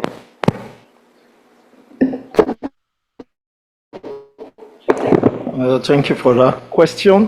Based on what you just said, I want to put the question into trying to see what we're looking at. We're looking at development and the nexus of development and environment. I want to put it in that way. Today, it is proven that a little push, a little nudge, mankind will blow himself out of existence. And so the entire world is coming around to say, look, we need to deal together. And so they agreed, Paris Agreement. And in 2022, there was the Global Biodiversity Framework. The Global Biodiversity Framework, I think not so many of us are familiar with that. What I will say is if it runs the way the Paris Agreement runs, but this time focusing on biodiversity. Now, what we're saying is let development happen. The earth can go into blazes. That is what had happened over the years. There used to be a governor in one of these subnationals who said, I want to develop before I think about environment. But unfortunately, he didn't even develop, let alone impact on the environment the way he should, negatively or positively. If you look at history, mankind thought that nature was an enemy. Nature was to be subdued, and indeed, man has been subduing nature. And at the same time, we're now saying, no, we need nature to survive. We just cannot develop without nature or the environment. And so we have challenges on our hands. And so the hue and cry you see all around here is because man had interfered.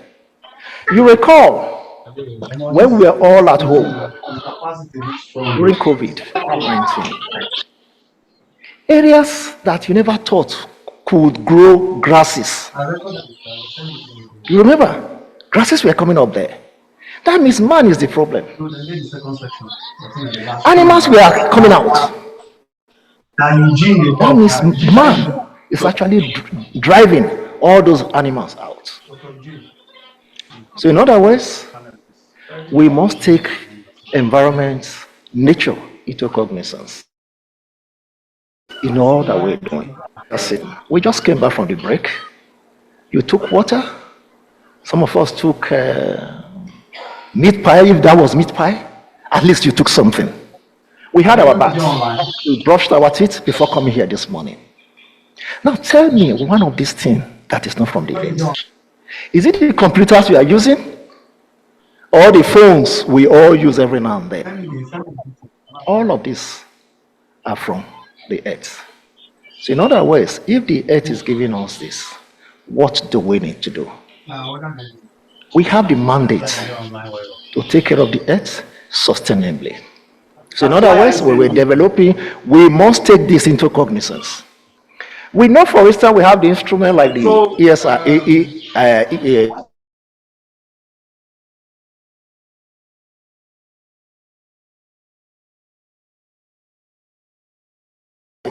how do we deploy it? It's a project. It's like a soothsayer's instrument that will tell you, for this year coming, we must take this into cognizance. What are the likely? How do we deal with taking environment? And then we'll be talking about carbon, talking about all of that. Again, we are going back to nature to tell nature, look,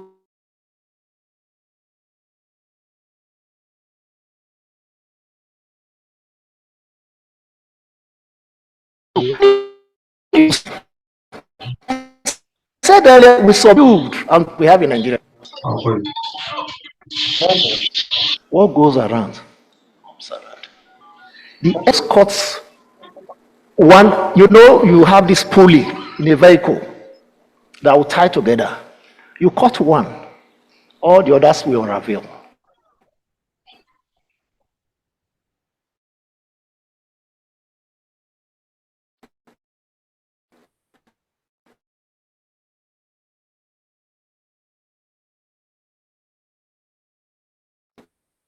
And they will not function well.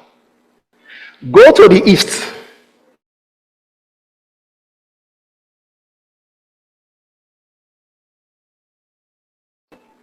Go for me. And once it does, what happens? You discover the entire piece of work, that beautiful piece of work, will eventually end up with that gully. And that is what we have had in the eastern part and in this some other, which brought about the new map project, if you remember. So in other ways, we just cannot develop without taking into cognizance the nature that we are benefiting from. Clean air, just name it. What is it that we don't get from it? Somebody had talked about natural capital earlier. Natural capital is the war stock of natural resources. Soil, water, air, name it. For us to value them, we have what we call the natural capital accounting. The Capitals Coalition developed for private sector especially. So you can find out more about that. And then we also have the system of economic, system for environmental economic accounts that was developed by US statistics, which nations are using. When you embed natural capital in our, it gives us a better picture. Here in Nigeria, for instance, and the countries that do their statistics by their GDP using the standard measure, they don't take account of their beautiful resources. They look at the produce capital, and that is what they calculate. Meanwhile, the rich resources that we have, very rich. I will tell you that one of the things that I am aware of, because of a project I was part of,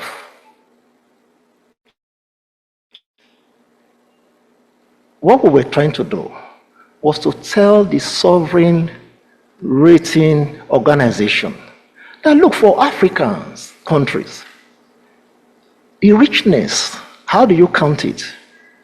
It is the natural resources that we have. And so that is one of the things that we think, rather than just develop and abuse the environment, we just cannot do that any longer.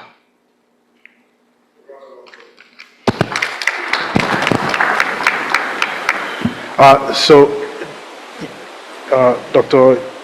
Eugene has made a strong case for integrating sustainability concerns into our development agenda. But there are still, with this, there's still challenges, but there are also opportunities as well. Because at the moment, people still need energy. They need energy to carry on their business, but also in households as well. People need jobs, and those jobs could go in different directions. They could go with the fossil economy or into the green economy. But H's honor is, and I'm going to get to you, I'm going to engage you later as a member of the NLC, but for now, I've been involved in the National Steering Committee on Climate Action and Green Jobs and so on, and just transition. I would like, from your perspective, to look at these challenges that the country is facing in terms of, balancing economic growth and sustainable practices. Also, not just the challenges, but also the opportunities. What are the opportunities that we see? And how can we take advantage of the opportunities while addressing these challenges? Thank you. Thank you very much for having me on the panel. The fact is that, like Dr. Itua said, environmental and climate change challenge is something that is facing all of us right in the face, and is actually centric to a lot of anthropogenic actions. How man has intervened very adversarially with the environment. Talking about how we can actually turn these constraints to opportunities for the country in terms of economic growth. I would want to say that Nigeria, being a developing economy, has a lot to gain if it latches on to this transition to clean and green energy, because it appears now that the whole global discussion is about how countries can actually begin to make this transition. So if we catch on at this time, I think it will help our argument to be more inclusive or more included in the global economic space. There have been a lot of discussions around how we can actually change the global supply chain to favor developing economies. And I think it's something that we can actually use the early adoption of green technologies to achieve. We know that Africa, including Nigeria, we are very poor players in terms of global trade. Minerals, critical minerals as they are called, or transition minerals, or renewable energy minerals, are carted away from Africa and transported all the way to other climes where they are processed, developed, and turned into what we now use as solar energy or wind panels and all of that. If we have the technology to manufacture these things here in Nigeria, it will go a long way in creating decent jobs and also in fostering inclusive growth, economic growth. So Nigeria adopting the transition to clean energy will be beneficial to it and its aspiration. And I believe that is why Nigeria has also developed a very robust contributions and indices to the quest for a cleaner and greener economy. The issue is the implementation. How are we implementing? Take for instance the issue of gas flaring, which we expect to cut down or totally even eliminate by 2030.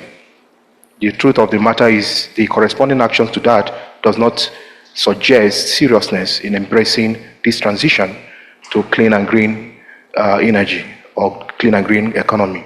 So it's important that we do more of implementation than talking. A lot of policies on these things are there, but then the implementation is very, very poor. It's still talking about gas flaring.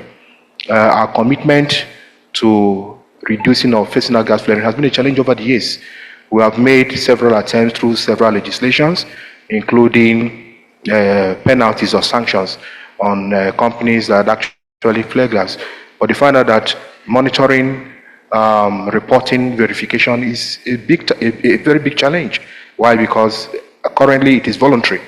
And so it's very difficult for us to actually know, catch pace with how companies are applying with some of these policy decisions. So it's important that we begin to look at ways that we identify gaps in terms of our pursuit of a greener tomorrow, and also involving the stakeholders that are actually critical in this process.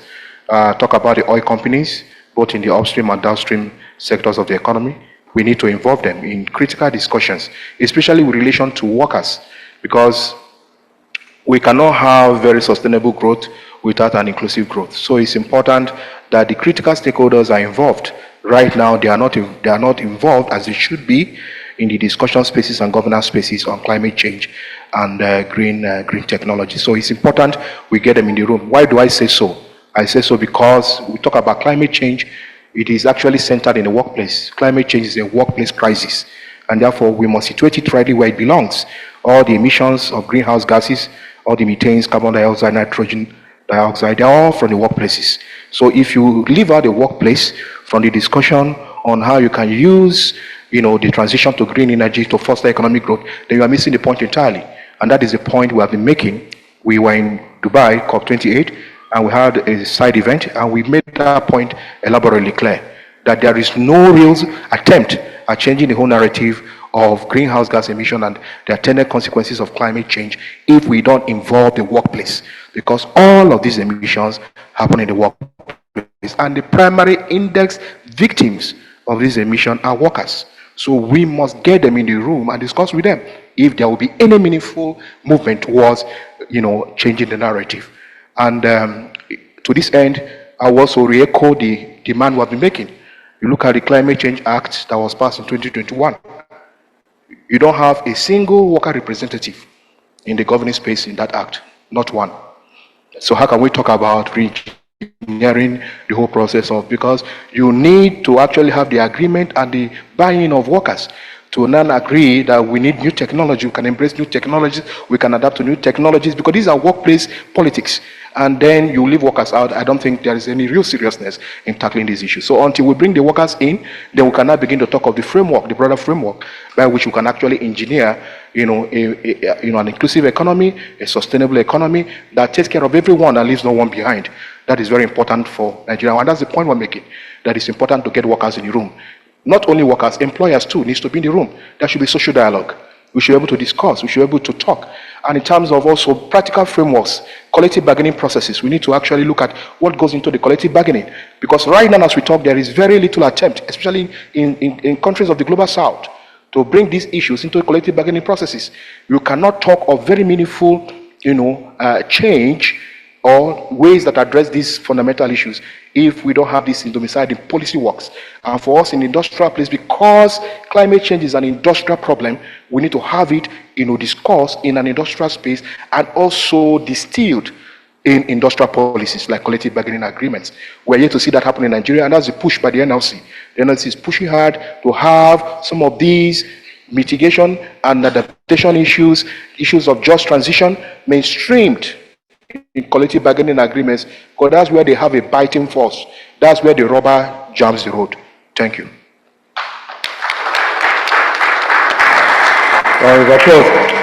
So, Echezona, thank you for that very passionate input to the conversation.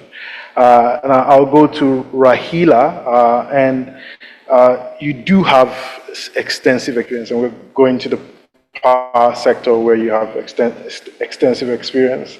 But I also want to recognize that as a speaker in the previous panel helped us expand the power sector a bit to include all the diesel and petrol generators that we're, also using in the country. So not just necessarily only the discos and so on.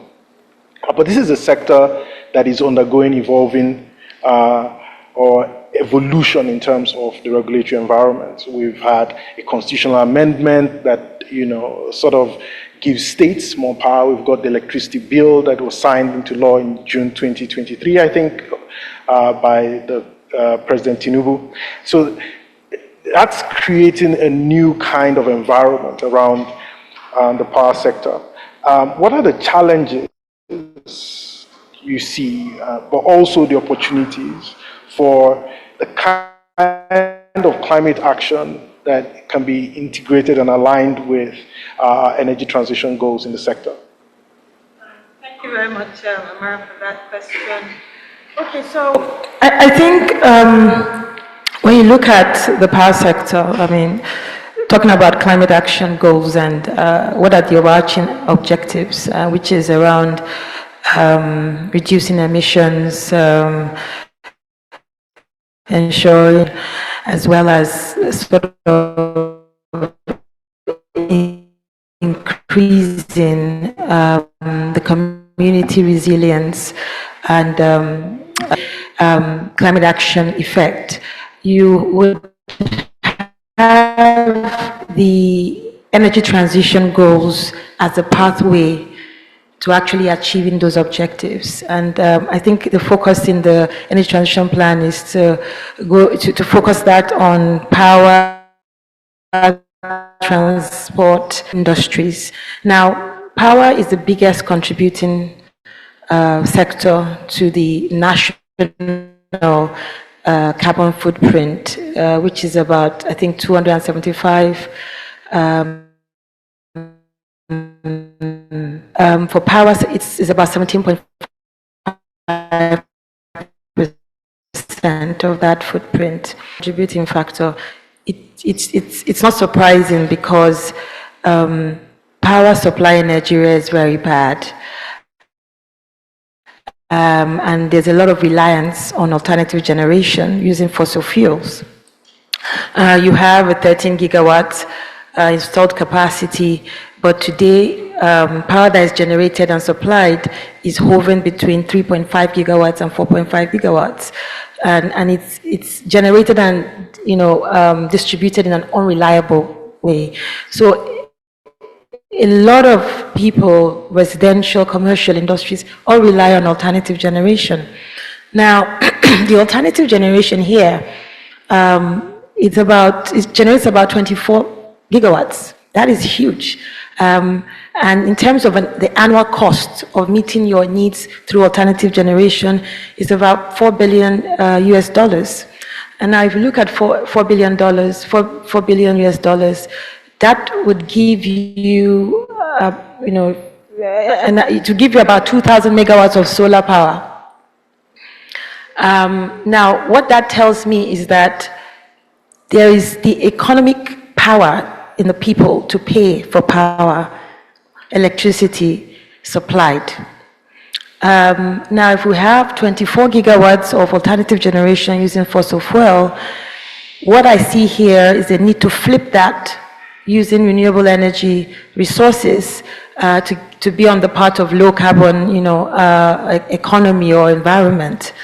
Now, you talked about, why I need to put this in context is, you talked about the changing legal and regulatory space in the power sector, where states now have the powers to actually legislate on the three segments of the electricity value chain: generation, transmission, and distribution.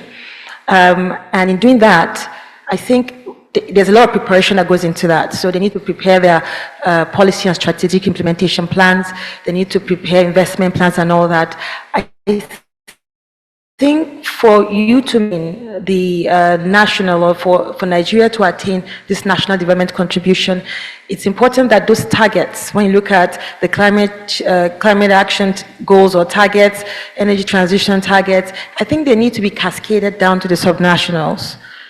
Broken down to them, everybody having their different targets, so that they can mainstream that into their economic development plans for their states.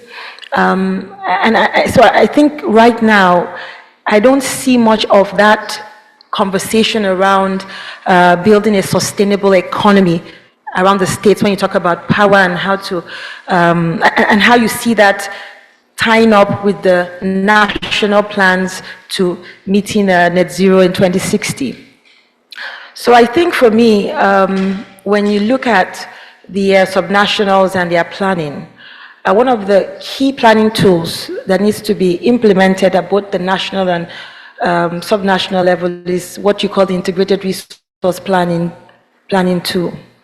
And what that will do for you is to establish what the energy gap is, and also establish what the financing gap is for mitigation or adaptation projects.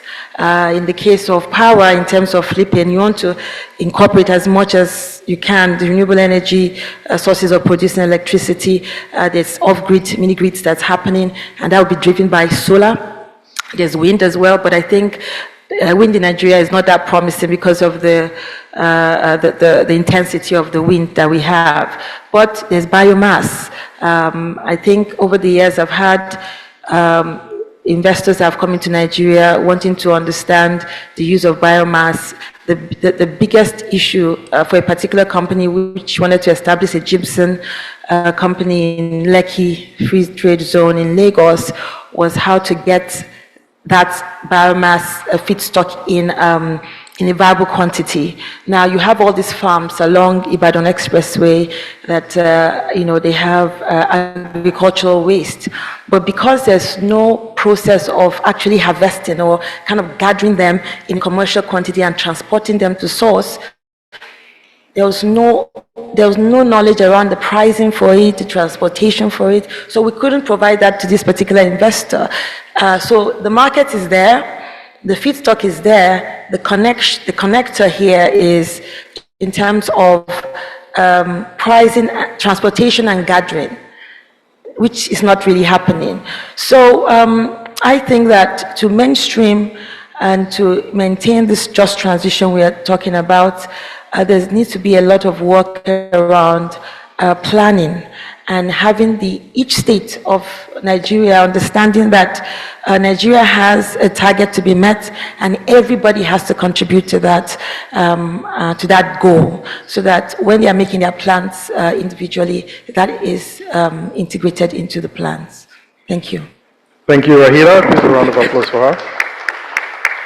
So I'd like to appeal to the panelists, just quick answers to the next round of questions so we can invite, I will have time to invite questions from the audience. And my next question is to Tengi. This is more or less, let's go to the policy context. And policy in terms of just how we're building up those policies and we're developing these policies around energy transition in Nigeria. First of all, a just energy transition, just being the operative word here for Nigeria based on our current realities and our context. And I'm saying this because in Nigeria we have a lot of, when we come to energy producing communities that are also significantly disadvantaged when it comes to the energy sector. So for instance, we have extractive communities in Nigeria, marginalized communities as well. So what would a just transition mean in terms of policy? Thank you for that question, Amara. And I think conversations have already alluded to that today. I'll frame this as justice, meaning equity, meaning justice in a way that you have the right sort of conversations, you have the right sort of decision-making processes that are inclusive and participatory and representative of the different stakeholders that you've mentioned.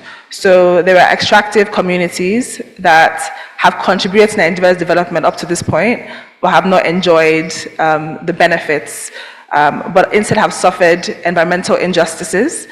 There's a lot of pollution, air, in Port Harcourt, for instance, where you had the situation around the suits, which has not yet been resolved. You have a lot of legacy spills that are still ongoing and historically around that. Just transition would mean that there's a responsible phase out. So if we're going to phase out of fossil fuels, how do we make sure that those who have been impacted and continue to be impacted are remediated and provided with livelihoods that have been tarnished by the exploitation of oil for all these many years? How do we ensure that when it comes to jobs that will be cleaning, or the different ecosystems that have been built around fossil fuels will be carried along into this new renewable era, or found to have other means of livelihoods? How do we create policies at the national level and then cascade them down to something that are being incorporated? And then how do we make sure that there's social inclusion to make sure that there are systems that are created that allow for repeated and consistent consultation with these people? Because people who have been impacted by fossil fuels understand more than anyone else what their issues are, and even have solutions about how this can be remediated. It has been mentioned a couple of times already, but it bears emphasis that at the subnational level, there's a lot of responsibility that has to be focused on. At the national level, we see that there's dependence on fossil fuels, but that has tapered down over years to non-fossil fuel. But at the subnational level, there is still a huge dependence. My state relies on revenues for about 80% by other states. What happens to that state when these revenues start to diminish? How do subnational governments start to build fiscal resilience, diversify their revenue bases, and start to build very, very integrated, innovative sort of processes, incorporate the youth as well into these sort of processes as well, build budgets that actually have specific targets to ensuring that that displacement is taken care of, that women as well who suffer a lot more but take care of the homes are actually brought into the conversation. You find that if you go to communities, men's voices tend to be diminished, but they are the ones that feel a lot of the different constraints as well. So making sure that there is procedural justice, so in terms of the processes that are created, so how do we create systems where these marginalized voices get into the room? Like has been said earlier on by a gentleman, there are national conversations that happen in Abuja, but how do we make sure that those who are affected, the woman who is expected to transition her cooking to clean cooking, how does she get mainstream into that conversation? How do we ensure that those all communities even understand what it means? NRGI has gone as far as going to the grassroots to say, these are the impacts on your lives and your livelihoods, and these are ways in which you can respond to it. We have communities and youth in Akwa Ibom, for instance, that are clamoring to their governments to say, how are you actually responding to these issues? So there's a lot of capacity building, a lot of awareness creation that has to be done to different actors. Gentleman to my left has said that you have to bring in labor as well. So there are different actors across that need to be sensitized, provided the right information of how this affects them and how they can be transitioned. And we'll all be looking at ourselves and say, how do we get here? But there are clear steps that we can take, to ensure that this process is taken into consideration and we get the results that we need. It has been mentioned earlier on as well in terms of ensuring that the national development plans, yes, incorporate this sort of changes that we need. So incorporate in the national development plan what the climate action is going to be, the different subnational governments as well. How do we ensure that there's coherence as well? So this conversation about this constitutional amendment, the Electricity Act, there is still not and coherence. You have every state now going by their way and doing it, not understanding what the right practices are, what the best practices are. Very important to ensure that at the end of the day, we are all at the right sort of space. There's enough knowledge when it comes to technology. There are enough resources financially to actually get us there, because money is essentially what will be required, capital, to actually ensure these transitions happen. So while there is this understanding that there will be loss of revenue, potentially states can become insolvent if they don't make the sort of preparations now, how do we now build those gaps? How do we ensure that the funds are going to the right communities? Historically, all communities have suffered. We do not want the same to repeat itself, that they then be left behind, as we've seen in the coal era, where the interest for the national changes, and so we discard those communities, despite all that has been contributed. So it's important to ensure that there is equity and that there is justice, environmental justice, social inclusion, and economic stability, which are the three threads that we will need to ensure that cuts across Nigeria as we're looking at a responsible phase out, but then also with a responsible phase in of renewables. That conversation I don't find is being had enough. There is a demand and an interest at the global level to transition. Nigeria hopefully will play a role there, and there have been examples in terms of how Nigeria will play that role. But there are also communities in those sort of spaces as well who have been historically affected by mining. We're looking at critical minerals. It's not that much of a shift. It's a different narrative. But similar issues will be faced by communities in terms of their ecosystem. There's a lot of conflict as well going on in Zamfara around minerals. We have to make sure that those, as we're harvesting these resources, that we have a people-centered approach to make sure that the lives of people are maintained, the dignity of people in those areas are also maintained and considered. And we can do that, as I said, summarily, by including those voices, creating spaces where conversations are had, they're made to be involved in decision-making processes, and that we create policies that ensure that all these different issues that I've mentioned are addressed sustainably. Thank you. Thank you. Round of applause. So the objective for us is to ensure that we're not transitioning from frying pan into fire. My next question is to Comrade Asuzu. And you did make a very strong point about Labour being a key stakeholder in the energy transition. And one of the key policy issues in this that this subsystem is focused on is actually subsidies. We have a situation where we are actually in transition. I'm not sure we've completely transitioned out of the regime of fossil fuel subsidies. And there's also conversations, I think it's Rahila that actually brought up the integrated energy planning tool, which has been around for integrated energy planning tool. If you look at some of the estimates that come from it, you find that we do have an affordability gap. If we're going to address, transition homes, maybe 5.4 million homes to solar home systems and a further 8.9 million homes to mini grid, there is an affordability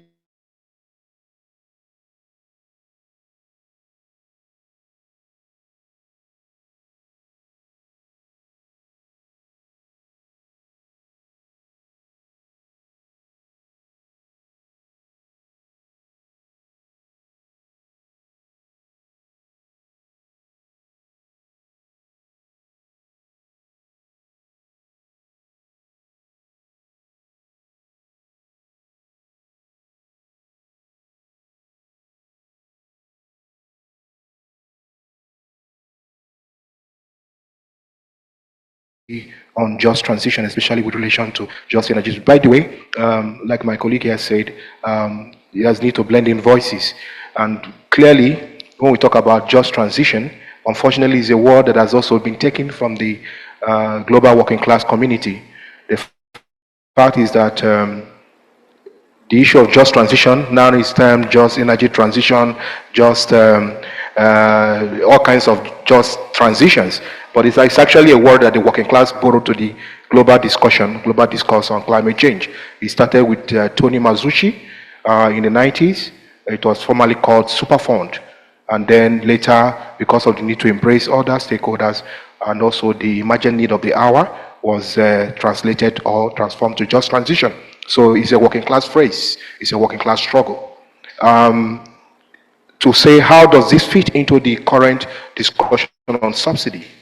The truth of the matter is that in Nigeria we operate at a very inefficient market system. We tend to claim that we are a market. We operate a market-driven economic environment, or the so-called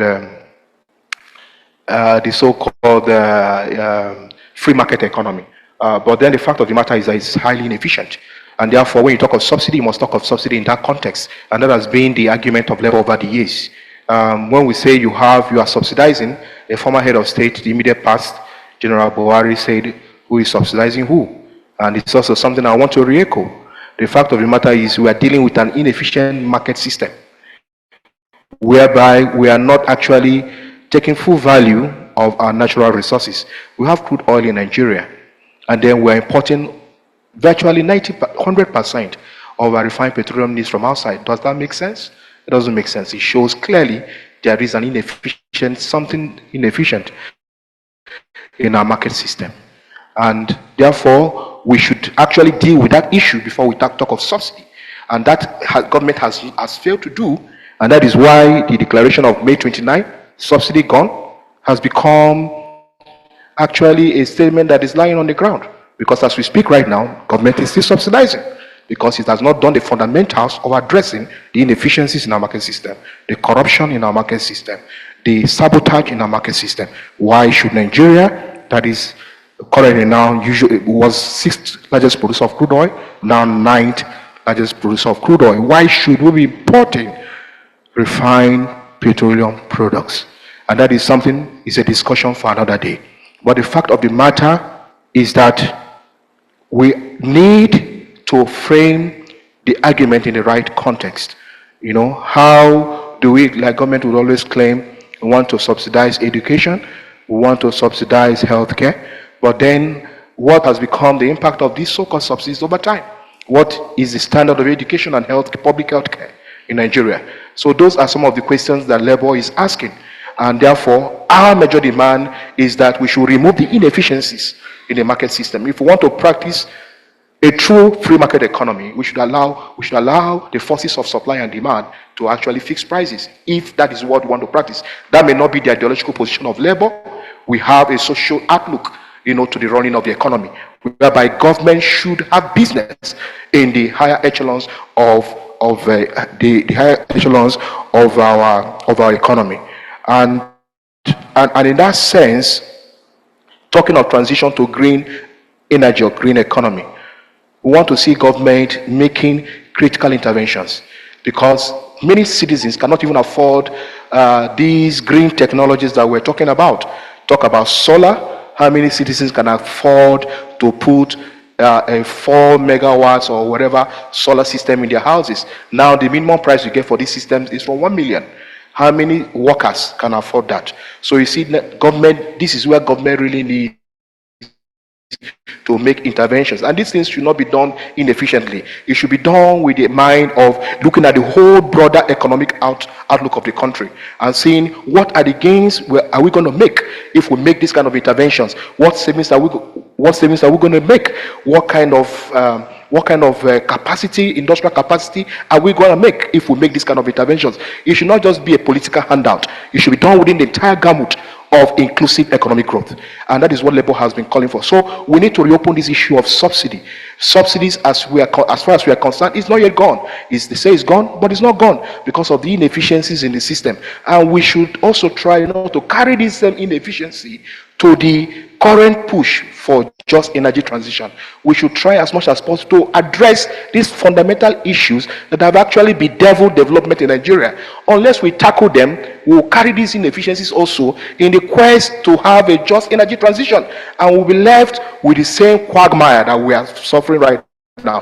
For instance, I want to point you to the issue of lack of data. We talk of things like gas flaring. We don't have correct data. How much gas is fled?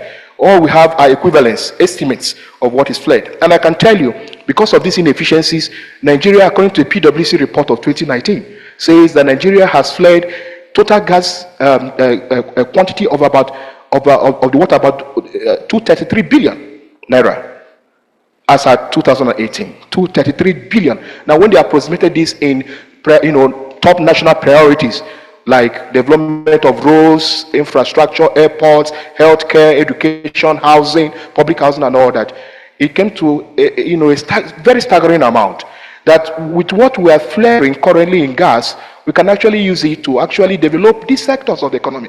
Take, for instance, roads. Said about 500 in today's, because then it was calculated at the rate of 301 naira per dollar. Now dollar is about 1,400.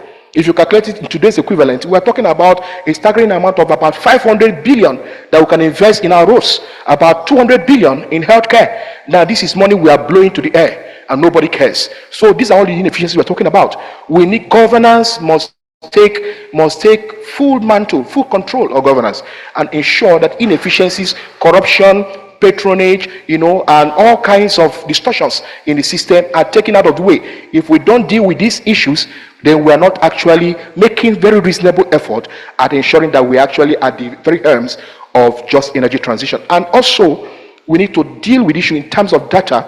Also, we need to know how many workers are going to be affected. How many workers? How many workers are already being affected? When we talk about gas flaring, for instance, because it's one of our key areas of campaign. Now, studies have shown that when workers are exposed to gas flaring, they contract cancer. They contract all kinds of respiratory, cardiovascular, and all kinds of mental health problems. Now, who is taking stock of these workers? How many are they? Nobody has told us the numbers. As a matter of fact, what this government does now is to tell us, okay, we have to save the environment. Nobody's talking about the human beings involved. And now we need to realign the narrative to come back to the human beings, because it's the human beings that actually should be the point of concern in our discussion on whether just energy or transition, whatever transition we call it. Human beings, workers need to be at the center of it. Thank you. Please. We have to put the people and the planet before profit. Yeah. So I'll go to Rahila, my next question, and there's definitely the discussion about opportunity costs when it comes to energy. And you've made the point about the power sector contributing majorly to our emissions in Nigeria. But there's also the prospect of, when you make decisions about investments, which we necessarily have to make if we are going to improve our power and electricity supply in the country, there's the prospect of a lock-in. When you invest in power in one direction, then you're locked in for so many years. And so that investment we need to consider in advance in what direction we're locking ourselves in. So that's the question I'd like to ask. What's your perspective on that in terms of what strategy do we need to employ? How do we balance this drive for electrification with this opportunity cost? So for instance, there's in the previous energy transition plan, we talked about maybe gas will be our transition fuel, but then there's a prospect that once we invest in gas generation, we're locked into a high carbon pathway. What are your opinions? What is the ideal pathway for us? Okay, thanks, Amara, for that. Okay, so when you talk about balancing electrification with climate action and while also maintaining or supporting a just transition, I think this would require a disproportionate focus on increasing renewable energy sources for electricity and other decarbonizing measures over gas, which you have just mentioned as our energy transition fuel. And we have the Electricity Act that promotes renewable energy sources, and in fact, one of the key incentives for providing renewable energy, projects will be either if you bring in renewable energy project, it will be first dispatched, so it goes on top of the merit order in dispatching your power. So that's a great incentive for you to go for renewable energy sourced power projects. So if you look at the excuse me, the Nigeria agenda for 2050, they have quite ambitious targets in there. So you have today our starting point in terms of what the renewable energy sources in our mix, in the energy mix, is 13%, and that's majorly hydro. And the idea is in the Nigerian Agenda 2050, the idea is to move this 13% to 21% by 2025, which is a year from now, and then move that to about 60% 60% of electricity produced. Thank you. 60% in 2050. Now, if you apply this percentage, if you apply the 21% to the electricity that has been projected to come on the grid in 2025, 10 gigawatts. Today we're doing an average of 4 gigawatts, and the idea is to grow that to 10 gigawatts by 2025, which again is a year from now. If you apply 21%, which is the target in the Nigerian Agenda 2050, what will be integrating into the national grid in a year or two is over 2,000 megawatts of renewable energy. A lot of that will be variable, it's intermittent. If you look at how unstable our grid has been in the last 4 months, even from last year, you're having regular system collapses. And what really leads to system collapses is just, supply and demand not balancing at a particular point in time. So I think it's quite an ambitious target to set that in a year or two we'll have 2,000. But that said, I think there needs to have, you need to have like a grid readiness to integrate or have that high level of renewable energy penetration into the national grid. And one of the things that need to happen is to conduct what they call the rural electrification, renewable energy integration and flexibility study. That is a very important study to conduct, because what that study will show is how the phasing of integration into the national grid, how that should happen. It will look at capacity scenarios, it will look at timing, it will look at how the process, the procedures, the tools that need to be used. For example, today, trying to manage demand and supply on the national grid is manual. So the system operator makes phone calls, drop 200 megawatts here, drop the load here. It's all manual. You can't do that when you have intermittency of an intermittent power supply integrated into the grid. So I think it's important that that sort of study is carried out so that we are clear as to how the renewable energy will be integrated into the national grid. Another thing that obviously we need to look at is trying to kind of attract financing for green energy or green electrification. A lot has been happening, but it's not enough. So you have the World Bank and African Development Bank driving energy access through the Nigerian Energy Support Program. You have the likes of North-South Power and One Watt Solar, and even Nigerian government issuing green bonds. All these are supporting green energy. You have guarantees given by InfraCredit to renewable energy power developers such as ACOB and Dawe Coast, all that in support of rural mini-grid development. And as well as the MEGA guarantee that was given by the World Bank to Conexa in Kaduna, because they developed a project there where they're integrating renewable energy. So this is great, but it's not enough. Considering that we could the list, but the impact is more on us. I think there needs to be a recognition internationally that there needs to be a conscious and meticulous effort to push money towards the African continent. But the flip side of that, obviously, is to ensure that the subnationals, in this case, where you have them, the states given this new role to take charge of their markets, to understand what investors are looking at, to be able to attract climate finance for mitigation or adaptation projects. So, for example, an investment-friendly environment would measure projects or the attractiveness to bring in investment. We measure it against 3 categories of risk. One of that will be the policy and regulatory risk. And policy and regulatory risk will look at things as ease of market entry and exit, to look at the clarity of investment priorities, as well as consistency of cash flow in the market. So we look at the wider context of the sector and the inherent risk there. So, for example, if there have been private solutions, what has been the learning process in that?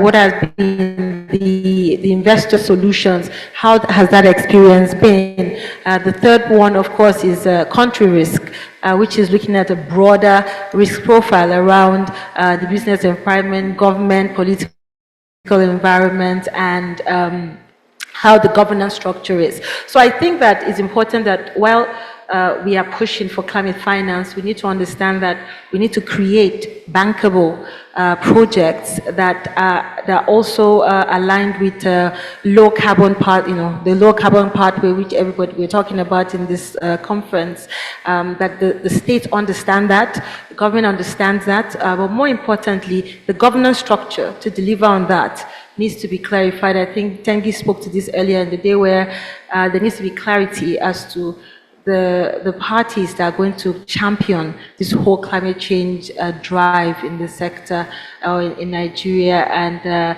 ensure that everybody's aligned nationally, both at the national and the state level, that their economic planning, their economic development, infrastructure development is aligned with those climate change goals.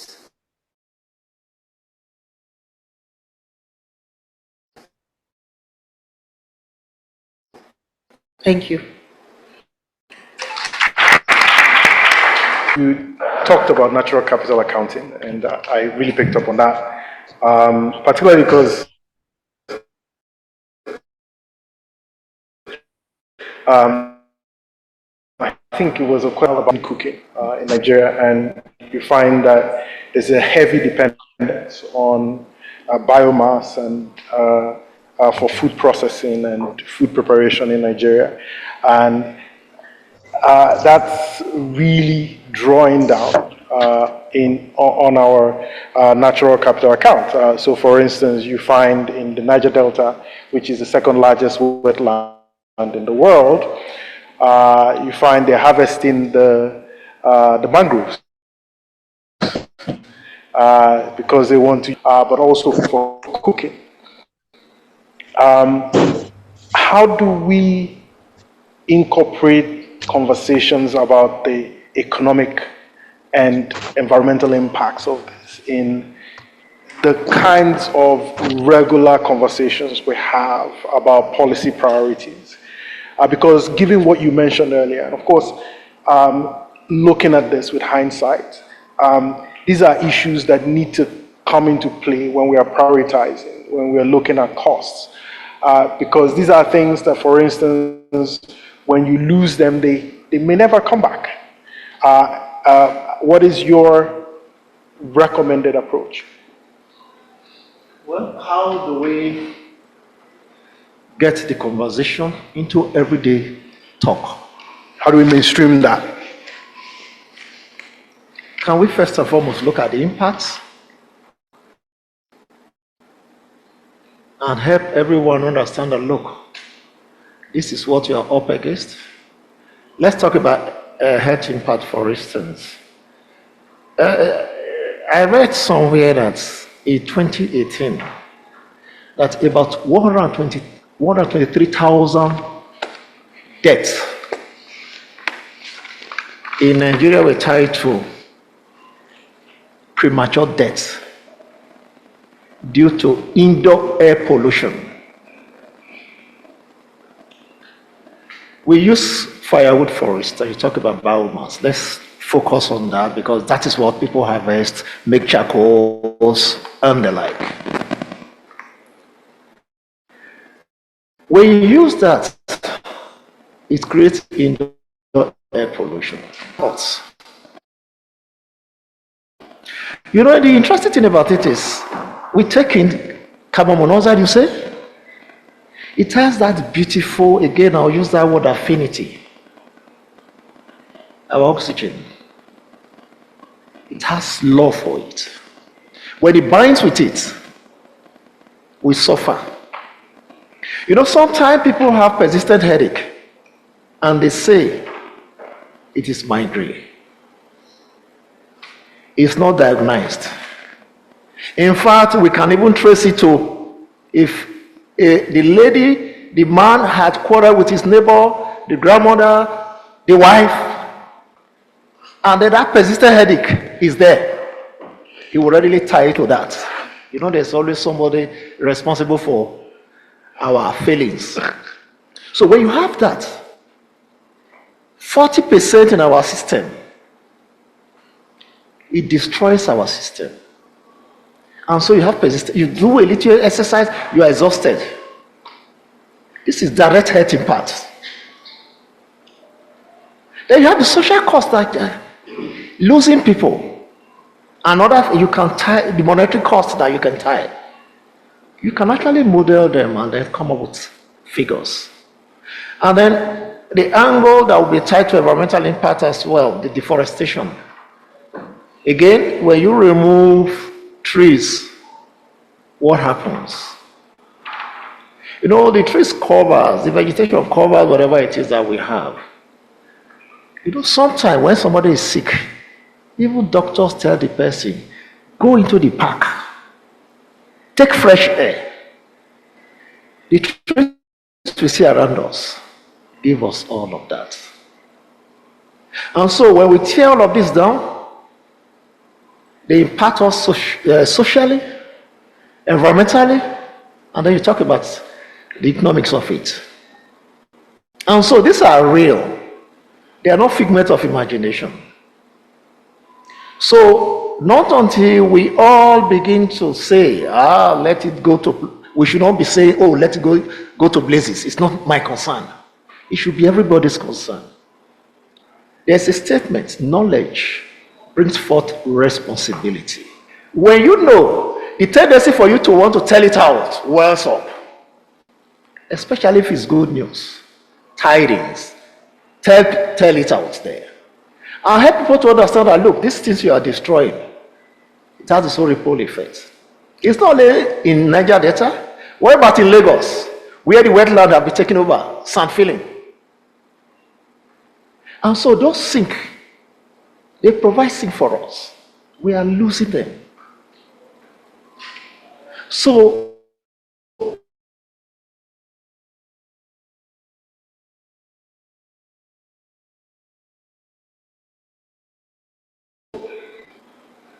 it's not just all about policies. How enforceable? Sometimes we cannot enforce policies. But when we have regulations, they have teeth. They can bite. And so, while we're looking at it from that angle of legal policies, let it come. Of course, the conversation of building people's awareness, capacities, and so on and so forth will follow it. Research and development will inform policy. And so it's not just all about churning out policies. No. To what end? Is it meeting our need?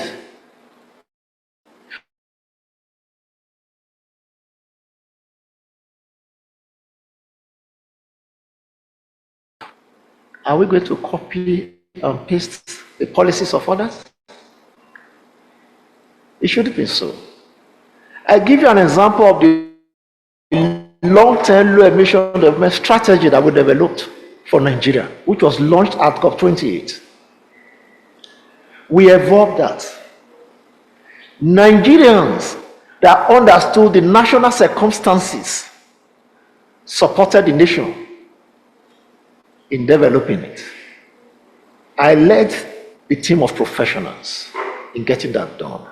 Tomorrow, there will be the socialization of that document.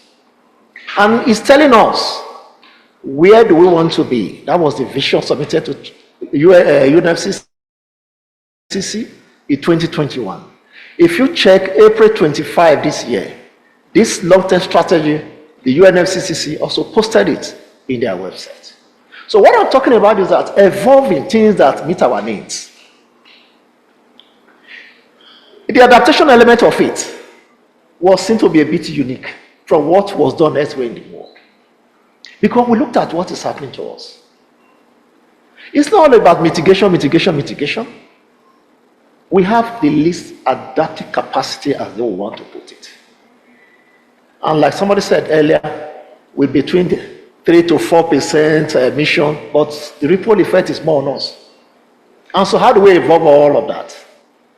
It is recognizing the kind of language we can use in helping people to understand. Again, I think it was in this room, somebody talked about reaching out to those in the communities. This beautiful piece of document that we have prepared, how can people down there understand it?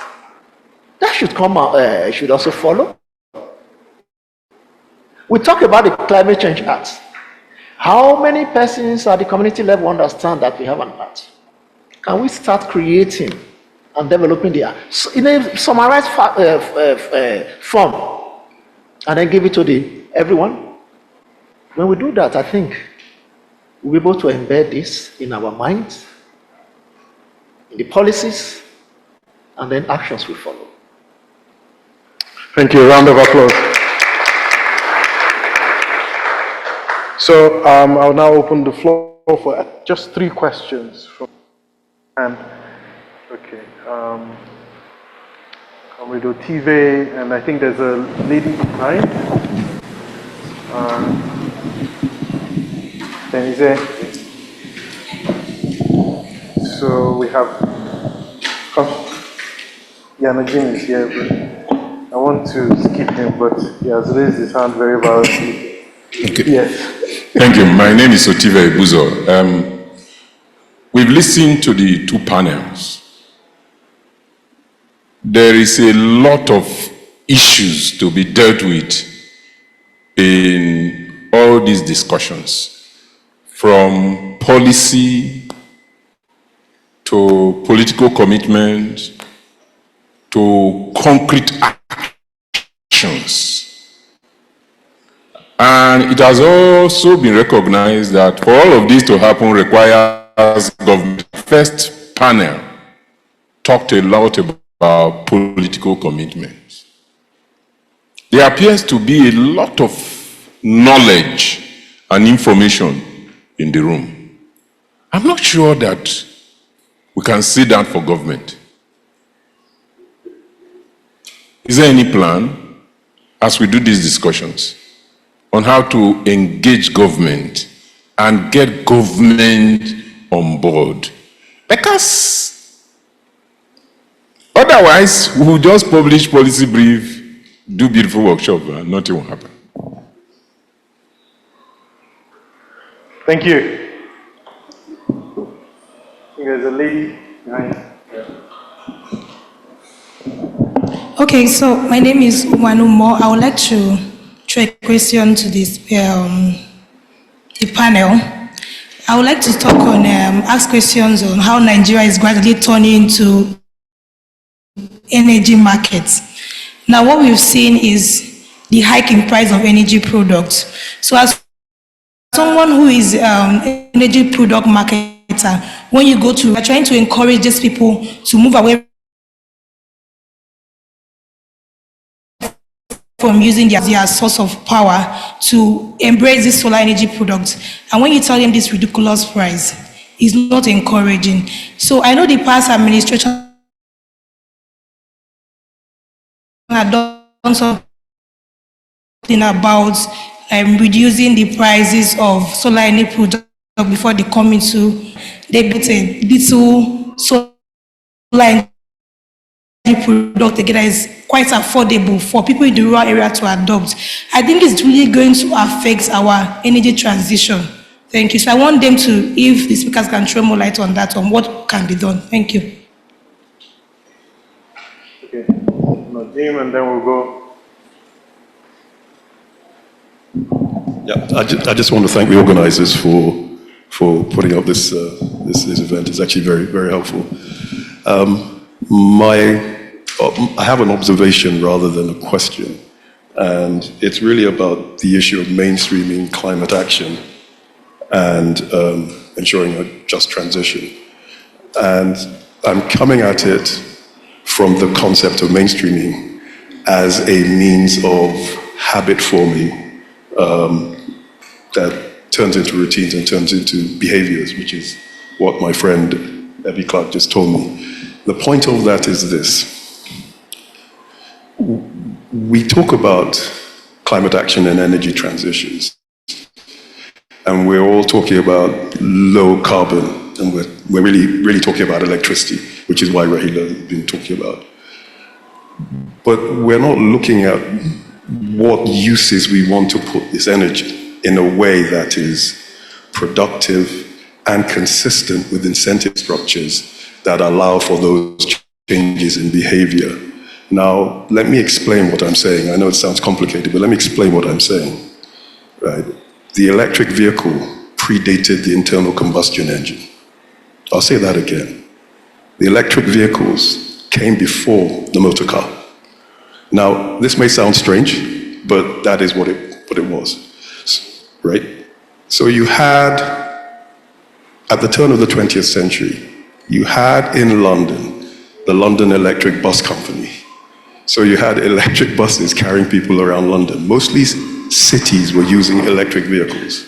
You had an electric taxi company, the Studebaker company in New York that produced electric taxis.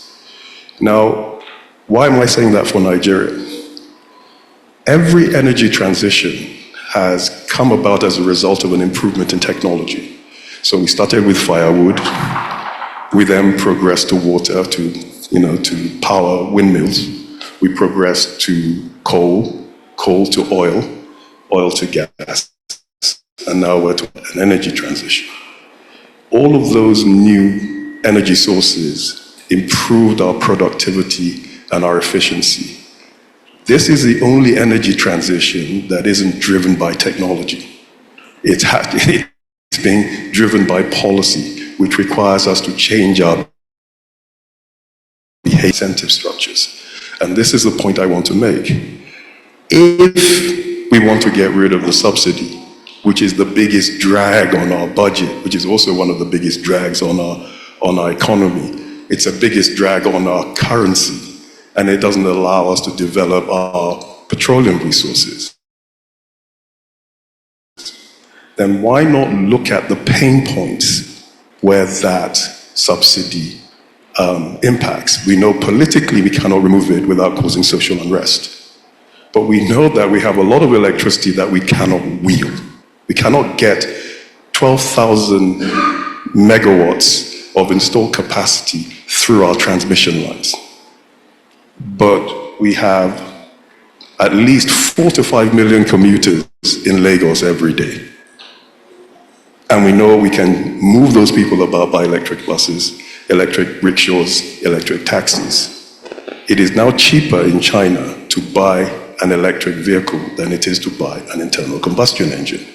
It is cheaper in Vietnam to buy an electric rickshaw than to buy an internal combustion rickshaw, that is a keke napep. Now, if we have a way of creating the incentive structures, right, we already have the eligible customers. If we have a way of moving some of that power to charge some of these commercial vehicles in our major urban centers, impact on the subsidy and free up money for other sources. And that is a purely economical way of mainstreaming low carbon growth. Thank you.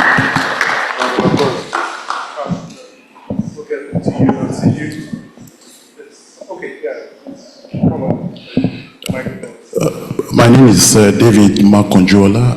I'm an economist. I'm looking at the theme of the subject. For me, we should be looking at actionable pathway for low income, low net emission growth. Because affordability is very, very fundamental, especially for a country like Nigeria. Then secondly, there is a work I am doing on nexus between public debt, infrastructural development. Nobody is talking about the issue of corruption. It has a lot of impact across the value chain. For example, when we look at the theory of agent, where the representative of the public that are supposed to sit and negotiate on behalf of the public, if we look at their intent, it's usually not at the interest of the public. So what are the institutional work that we need to put in place to be sure that we have people of impeccable character, that we manage the institution, that we guide that march to actionable pathway for low network emission. So we need to have a regulatory body, especially people even drafting the legal document, to be sure that the interest of the common man, which has to do with the governance issues, are properly taken care of. Thank you.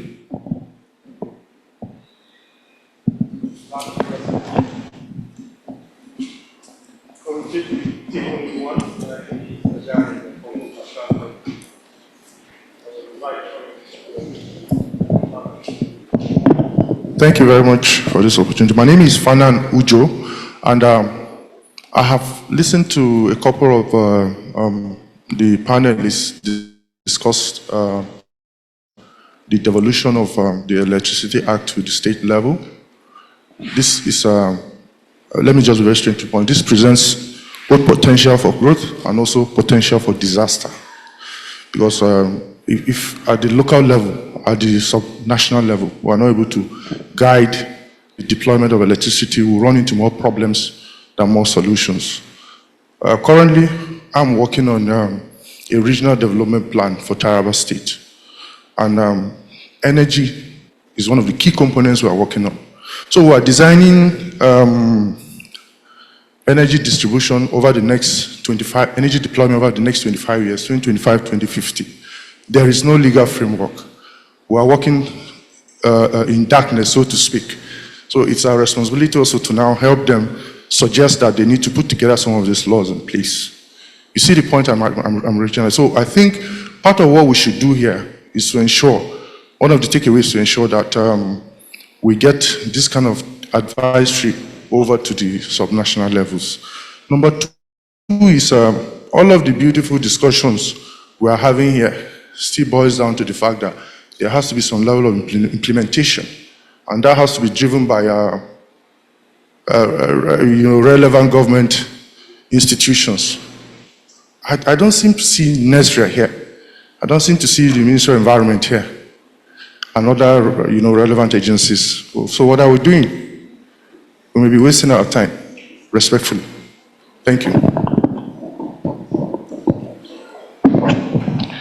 All right, I'd like to thank everyone who spoke up from the audience. I think there was only one question. There were quite a few reactions and comments and input to the conversation topic. But I'll just give the opportunity to one or two of the people on the panel if you want to respond to the question, or if there's any of the interventions that you want to respond to, you can just turn on your mic and you can speak.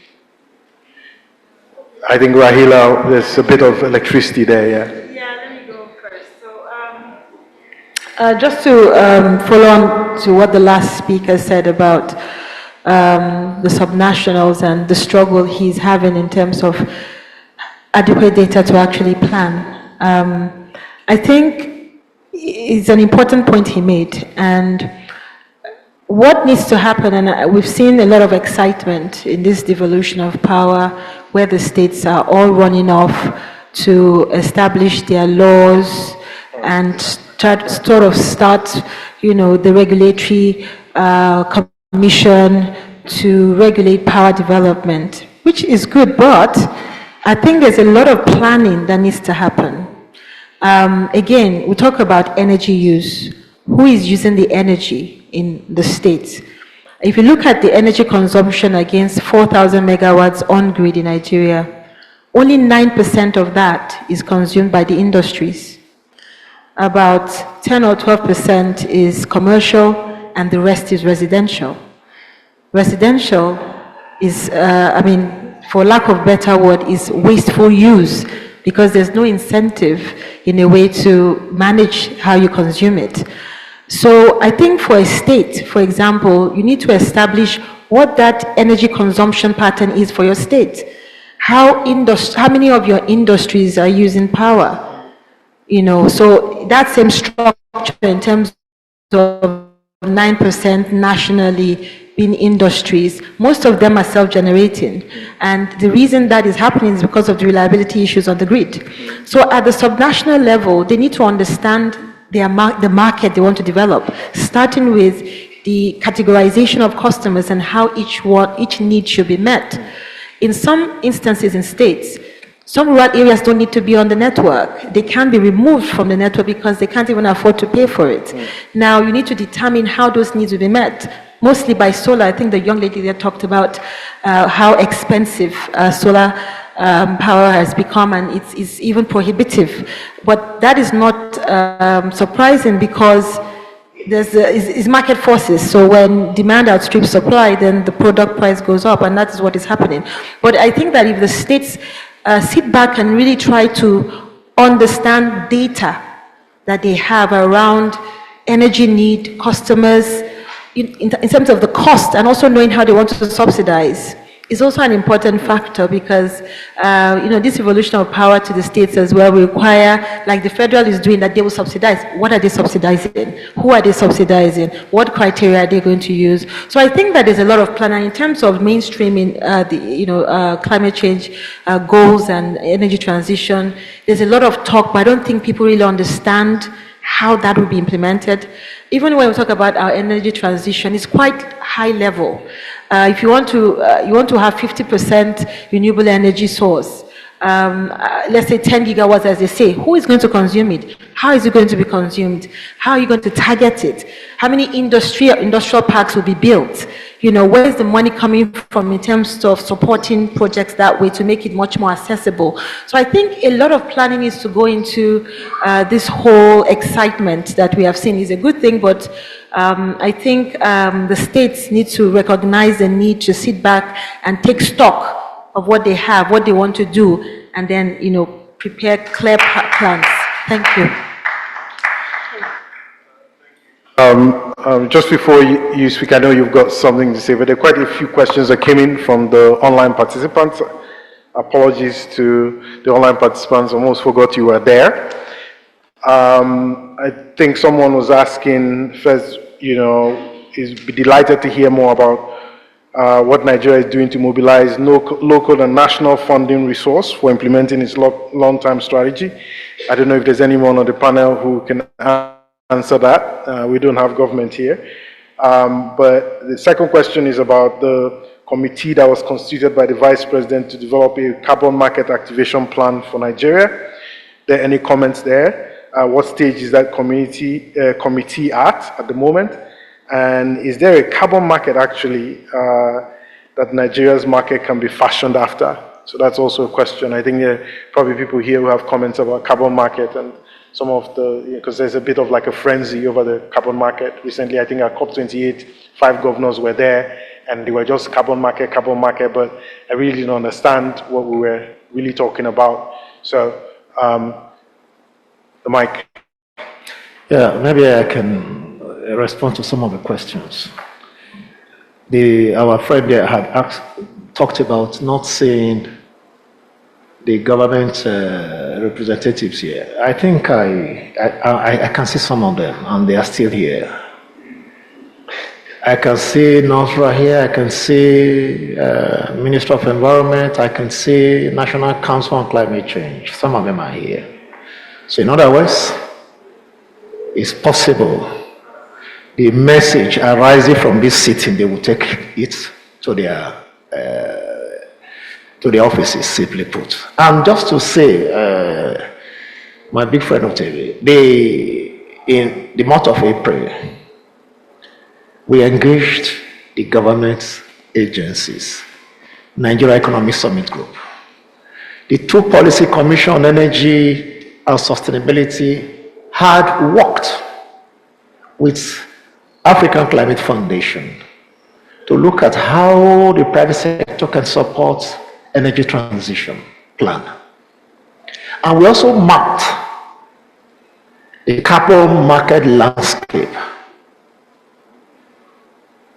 And we presented our findings. That was just last month here. So the carbon market is now running. Since we saw the need to work together. In fact, they requested that we can assist them to tie their relationship more tightly, let me put it that way. We don't have a carbon market now in terms of the structure that you want to see the way it is running. People are dealing voluntarily.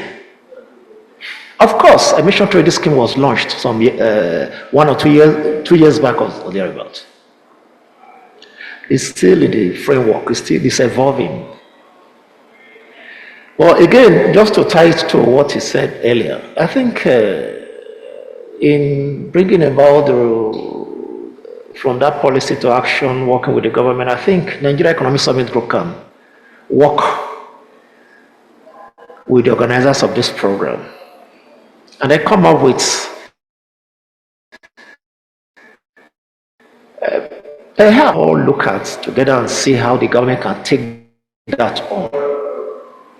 Yes, perhaps the interest here and there in terms of how much interest do I have in this sometimes matters to whoever is leading. Somebody could be there who was so passionate about the issues, and then is really taking it further. But another person can come and will just toss it to the dustbin. How can we ensure that there's continuity in the implementation of whatever it is we're doing? I think that is also one of the things that we need to give attention to. Because if it's set and the organization is already running it, why would somebody else come and say no? Because he doesn't have the knowledge, or is not aware of it, or he doesn't have the passion. Meanwhile, the resources are together. It might be able to bring about something. You have been at the forefront dealing with policymakers, and so we count on your wisdom as well in getting up some of these things to work. But I think that is just what I want to say. The conversation continues, whether here or elsewhere. Thank you.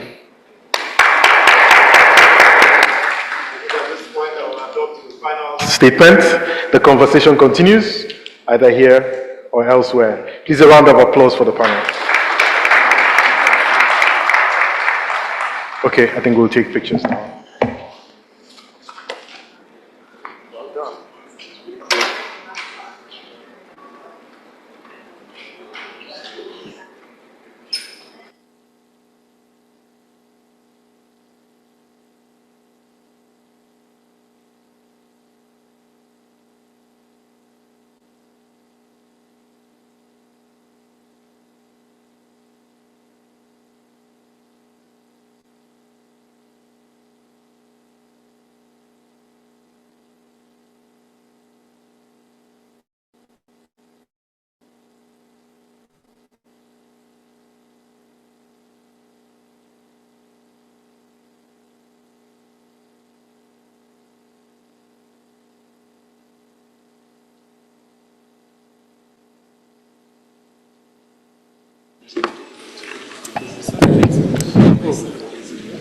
Okay, please, for the professional pictures.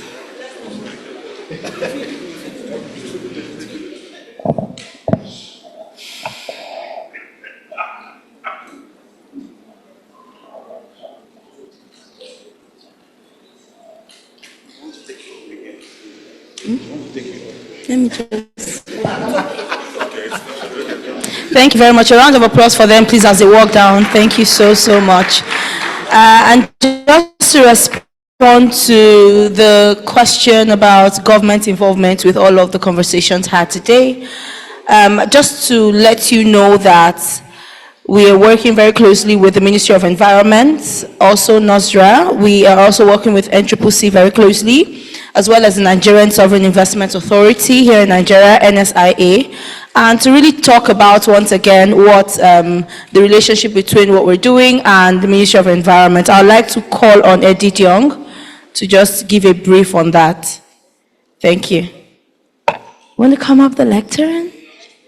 Okay, I'll come to you. Good afternoon, everyone. I bring you greetings from the Director, Department of Climate Change. Thank you for the organizers, the African Policy Research Institute and the Envoy. Thank you for this forum. It's really insightful and very much impactful. Yes, I know that one or two of us are also here, and we've heard a lot that has been said, and it's always the same conversation we have in the room. And those issues are not new. The issues that will still come up day in, day out when we have this conversation.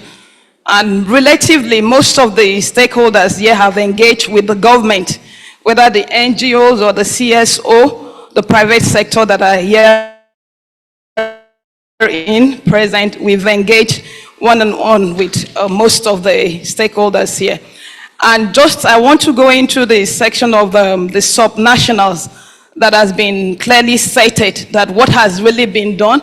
And just before coming to the APRI, what the department has also engaged with them with, from the sub-nationals, it will be clear, really good to know that a lot of the states, because a mapping was carried out, a survey of the climate actions and policies with the subnational, because we can't be talking about implementation most times, actions that are being done, and clearly there are states that do not really have policies.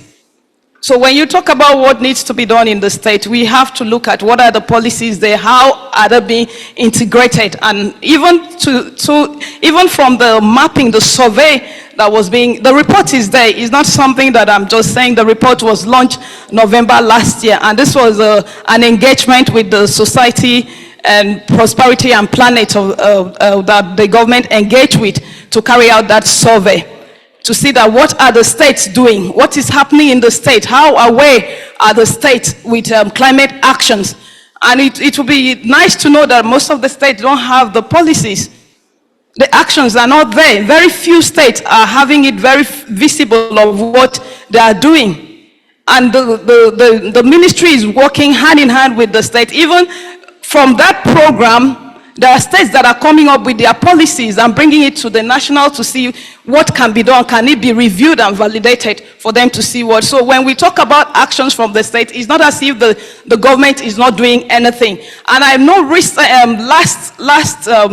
last year, I know that with the UK NAIF, the ministry was also invited for a program on engage with the Nigerian Governors Forum, with the Electricity Act that was being revised. So to look into their integrated resource plan. So a lot of things are being carried out. It's not that we are carrying it out in silos. It's when we have forum like this that all these discussions come up, and it will look as if, oh, we are not bringing everyone into the room. And it's good, because when we go in, we have the stakeholders are being expanded into this conversation. So I just want to say that the government is doing a lot, and even mainstreaming of the actions, like the national planning, the National Ministry of National Planning, they're also looking into how to mainstream the nationally determined contribution into what they are doing. So there are a lot of things that are going on. Just to keep it at that, and thank you so much, because we can't leave here without saying one or two things that has been done. Thank you so much. Thank you so much, Adijong, for clarifying all of those, and I hope that the person who asked the question is more clear now, as with the rest of us in the room. Just moving backwards a bit from where we started, when our executive director at APRI, Olumide Abimbola, he asked a couple questions, and I just want to reiterate those questions so that we then ask ourselves, have we gone a step further in responding to his questions when we just started this conversation today? The first he asked was, is Nigeria doing the right thing in the right way, or are we just dangling the prospects of billions of dollars of climate finance in offings? Should Nigeria be looking to design more flexible short-term, mid-term, and long-term strategies that would be fit for purpose? We did hear during the first panel session about more strategies in terms of innovative approaches and projects before we then start talking about financing. Then how should Nigeria be maintaining a balance between adaptation and mitigation? APRI on its own is really doing a lot of work in terms of mitigation and adaptation with respect to Nigeria specifically. We also asked, should the focus be more on consumer-led promotion of technology products rather than top-down policy-driven prescriptions? Is HZP realistic? And finally, how do we ensure that key civil society voices are part of the discussion and implementation? I'm sure that some of those questions, if not all, have been responded today. To give us our final remarks for today before we call it a day, I would like to welcome Charles Wangu, who is the director, NZ Ijayo Africa Initiative, and my Kenyan brother. Please a round of applause for him. Thank you. Thank you for that. I bring you greetings from Nairobi, a city that's underwater at the moment. We are facing some serious flooding. And I also bring apologies from our climate envoy. Session. He leads work on the Africa Partnership on Renewables, as well as the Africa Green Industrialization Initiative. And I think would have benefited a lot from his initiative, and so please receive his apologies. I just wanted to introduce a bit of NZJIO because I know a lot of people in the room might not know about us. NZJIO is a Swahili term for meaning future generation. And the idea behind that was basically just this reality that we are seeing other continents, other countries are preparing for what the future looks like post the climate crisis. In Swahili, there's a saying that says, you know, when you see your friend's head being shaved, then you must put water on yours because otherwise you'll be shaved without any water. And so it's important that the continent prepares for what the future holds. And we're happy to partner with APRI in terms of that journey going forward. And so the aim is sort of to create a coherent continental narratives, especially around climate, energy, and development. And why continental? You know, why not, you know, look at individual countries? Is because even after today's conversations, if you look at Nigeria's challenges, while some are unique, a lot of Nigeria's challenges are not unique.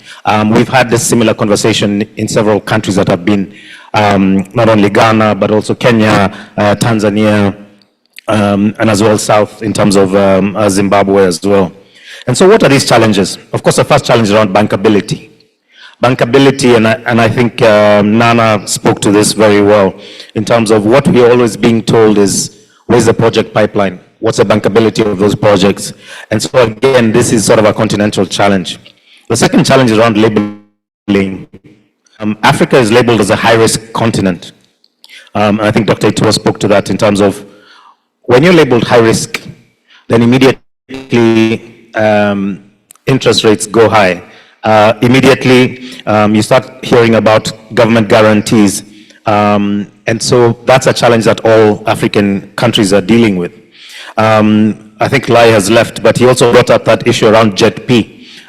Because again, if you're labeled, you're said, okay, you don't have enough emissions, then you're not eligible for a JET-P commitment. But also if you have, if you're like a country like Kenya, for example, where highly renewable, then we're not eligible for a JET-P program. But here's the challenge with that, is that at the same time, you're also blocked from going, you know, to a high carbon emitting pathway. Because again, so you have no access to that investment, but at the same time, you are not also, you cannot lead any other thing. The third issue is around fiscal space. And this challenge is, again, it's a Nigerian challenge, but again, continental. And so if you have very minimal fiscal space, how do you create the incentives for the new industries that you're trying to build on the continent? If you cannot, for example, offer, for example, tax breaks. If you're under an IMF program, which a lot of countries are, there's very little room to actually create any of the incentives for this green industrialization that we're talking about. And then that is exacerbated by the lack of governments being able to offer the guarantees, because again, you've been labeled high risk, you need the government guarantee, but you can't get the government guarantee because, again, government doesn't have the fiscal space to offer that guarantee. And so these are some of the challenges that, again, we need to sort of keep talking to and bringing out. I think Rahila spoke on the intermittent power challenge. And again, this is a conversation that's had all across the continent in terms of what do these smart grids look like in terms of delivering this new power that we are. Globally, there's some realities that we just need to be clear on as we undertake this journey. One of the realities is the Chinese debt binge is over. Yeah, and so what does that mean? For a lot of countries who are looking, you know, we keep saying we're looking west or we're looking east, and there's always this conversation there. But I mean, it's over now. And again, there's this reprioritization of national interests. And that's not only in China, but also in Europe. Yeah, it's a year of elections. The UK, the US, everyone's looking. So again, it's looking internally. So where do you access this climate finance when a lot of countries are looking inwards in terms of addressing the issues that they have nationally? And so what is that internal looking like? You know? So having said that, and I think this will go to the question that I think Mohammed spoke about, internal investment deployment is going to be critical. Yeah. Because if you're going to look for investment that's not asking for government guarantees, that's not asking for all these sort of tax incentives, then we have to look internally. And so looking at, for example, the pension funds that was spoken about, that's again going to be critical in terms of looking forward. But at the same time, so what does investment look like without government guarantees? What do the policy interventions look like? And again, these are key policy questions that APRI and ourselves will be keen to look at going forward. Especially given this idea that while we talk globally that the West is kicking the ladder away, but where will you look for this investment if you're looking for an investment to actually progress? And I think that's a challenge that we need to look at. Another key thing is that the climate crisis has become so central in all conversations that climate is no longer sort of this thing as seen as just sort of cross-cutting. It's almost where everything converges. So the energy conversation as part of the climate crisis is not only about the transition, it's also about what does the climate crisis, for example, portend even for installed capacity for power. If a lot of countries who are hydropower dependent have already suffered, in the recent drought, for example. So you're not only talking about the transitioning, but what does it mean for even your already installed capacity? The climate conversation, again, is around infrastructure, and I think Nana captured this very well. The infrastructure that's resilient to the changing climate. The climate conversation now is also around inequality, and Echezona spoke to this very centrally, because if you look at the inequality conversation, it's also what does energy access look like for low income?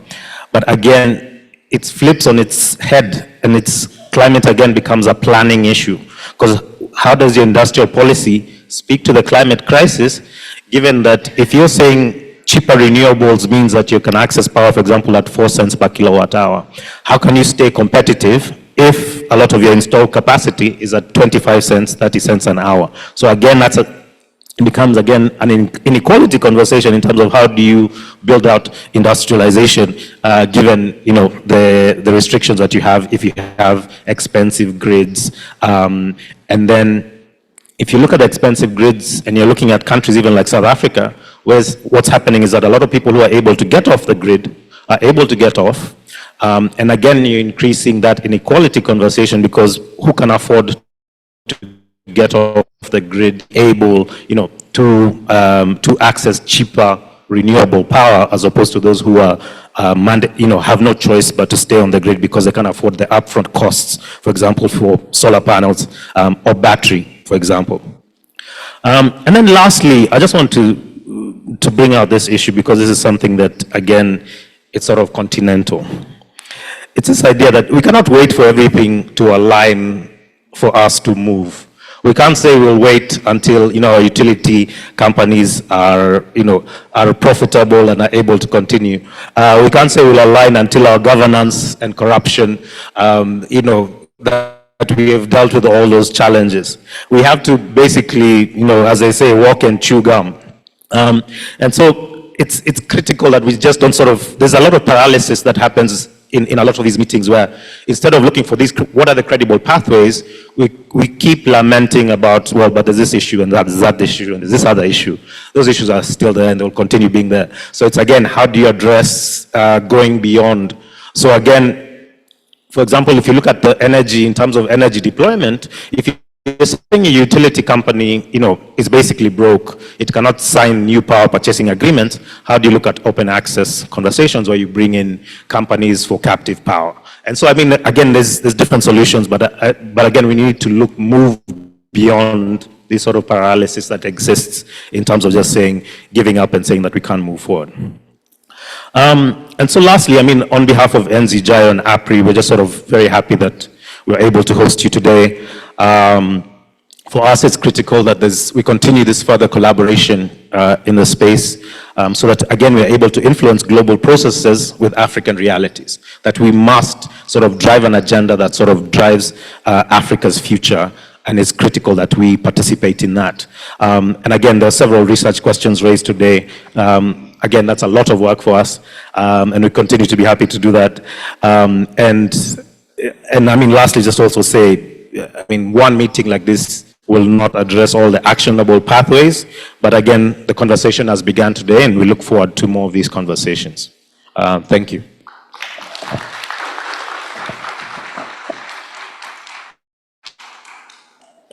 Thank you very much for that. And with this, we have successfully come to the end of a very successful event. If you agree with me, please a round of applause for yourselves for being with us this long and also engaging with us with very insightful questions that were put forward. And so we have lunch served and ready for all of you. Once you walk out of the hall, we have lovely dressed ushers in white and black. You would need to pick your tickets. And the restaurant you'll be using is the Obudu restaurant. It's just to your right, but they would guide you. So please, if you need to network before you go for lunch, do that. Yeah, let's call it a day. I remain your host, Irene David Arinte.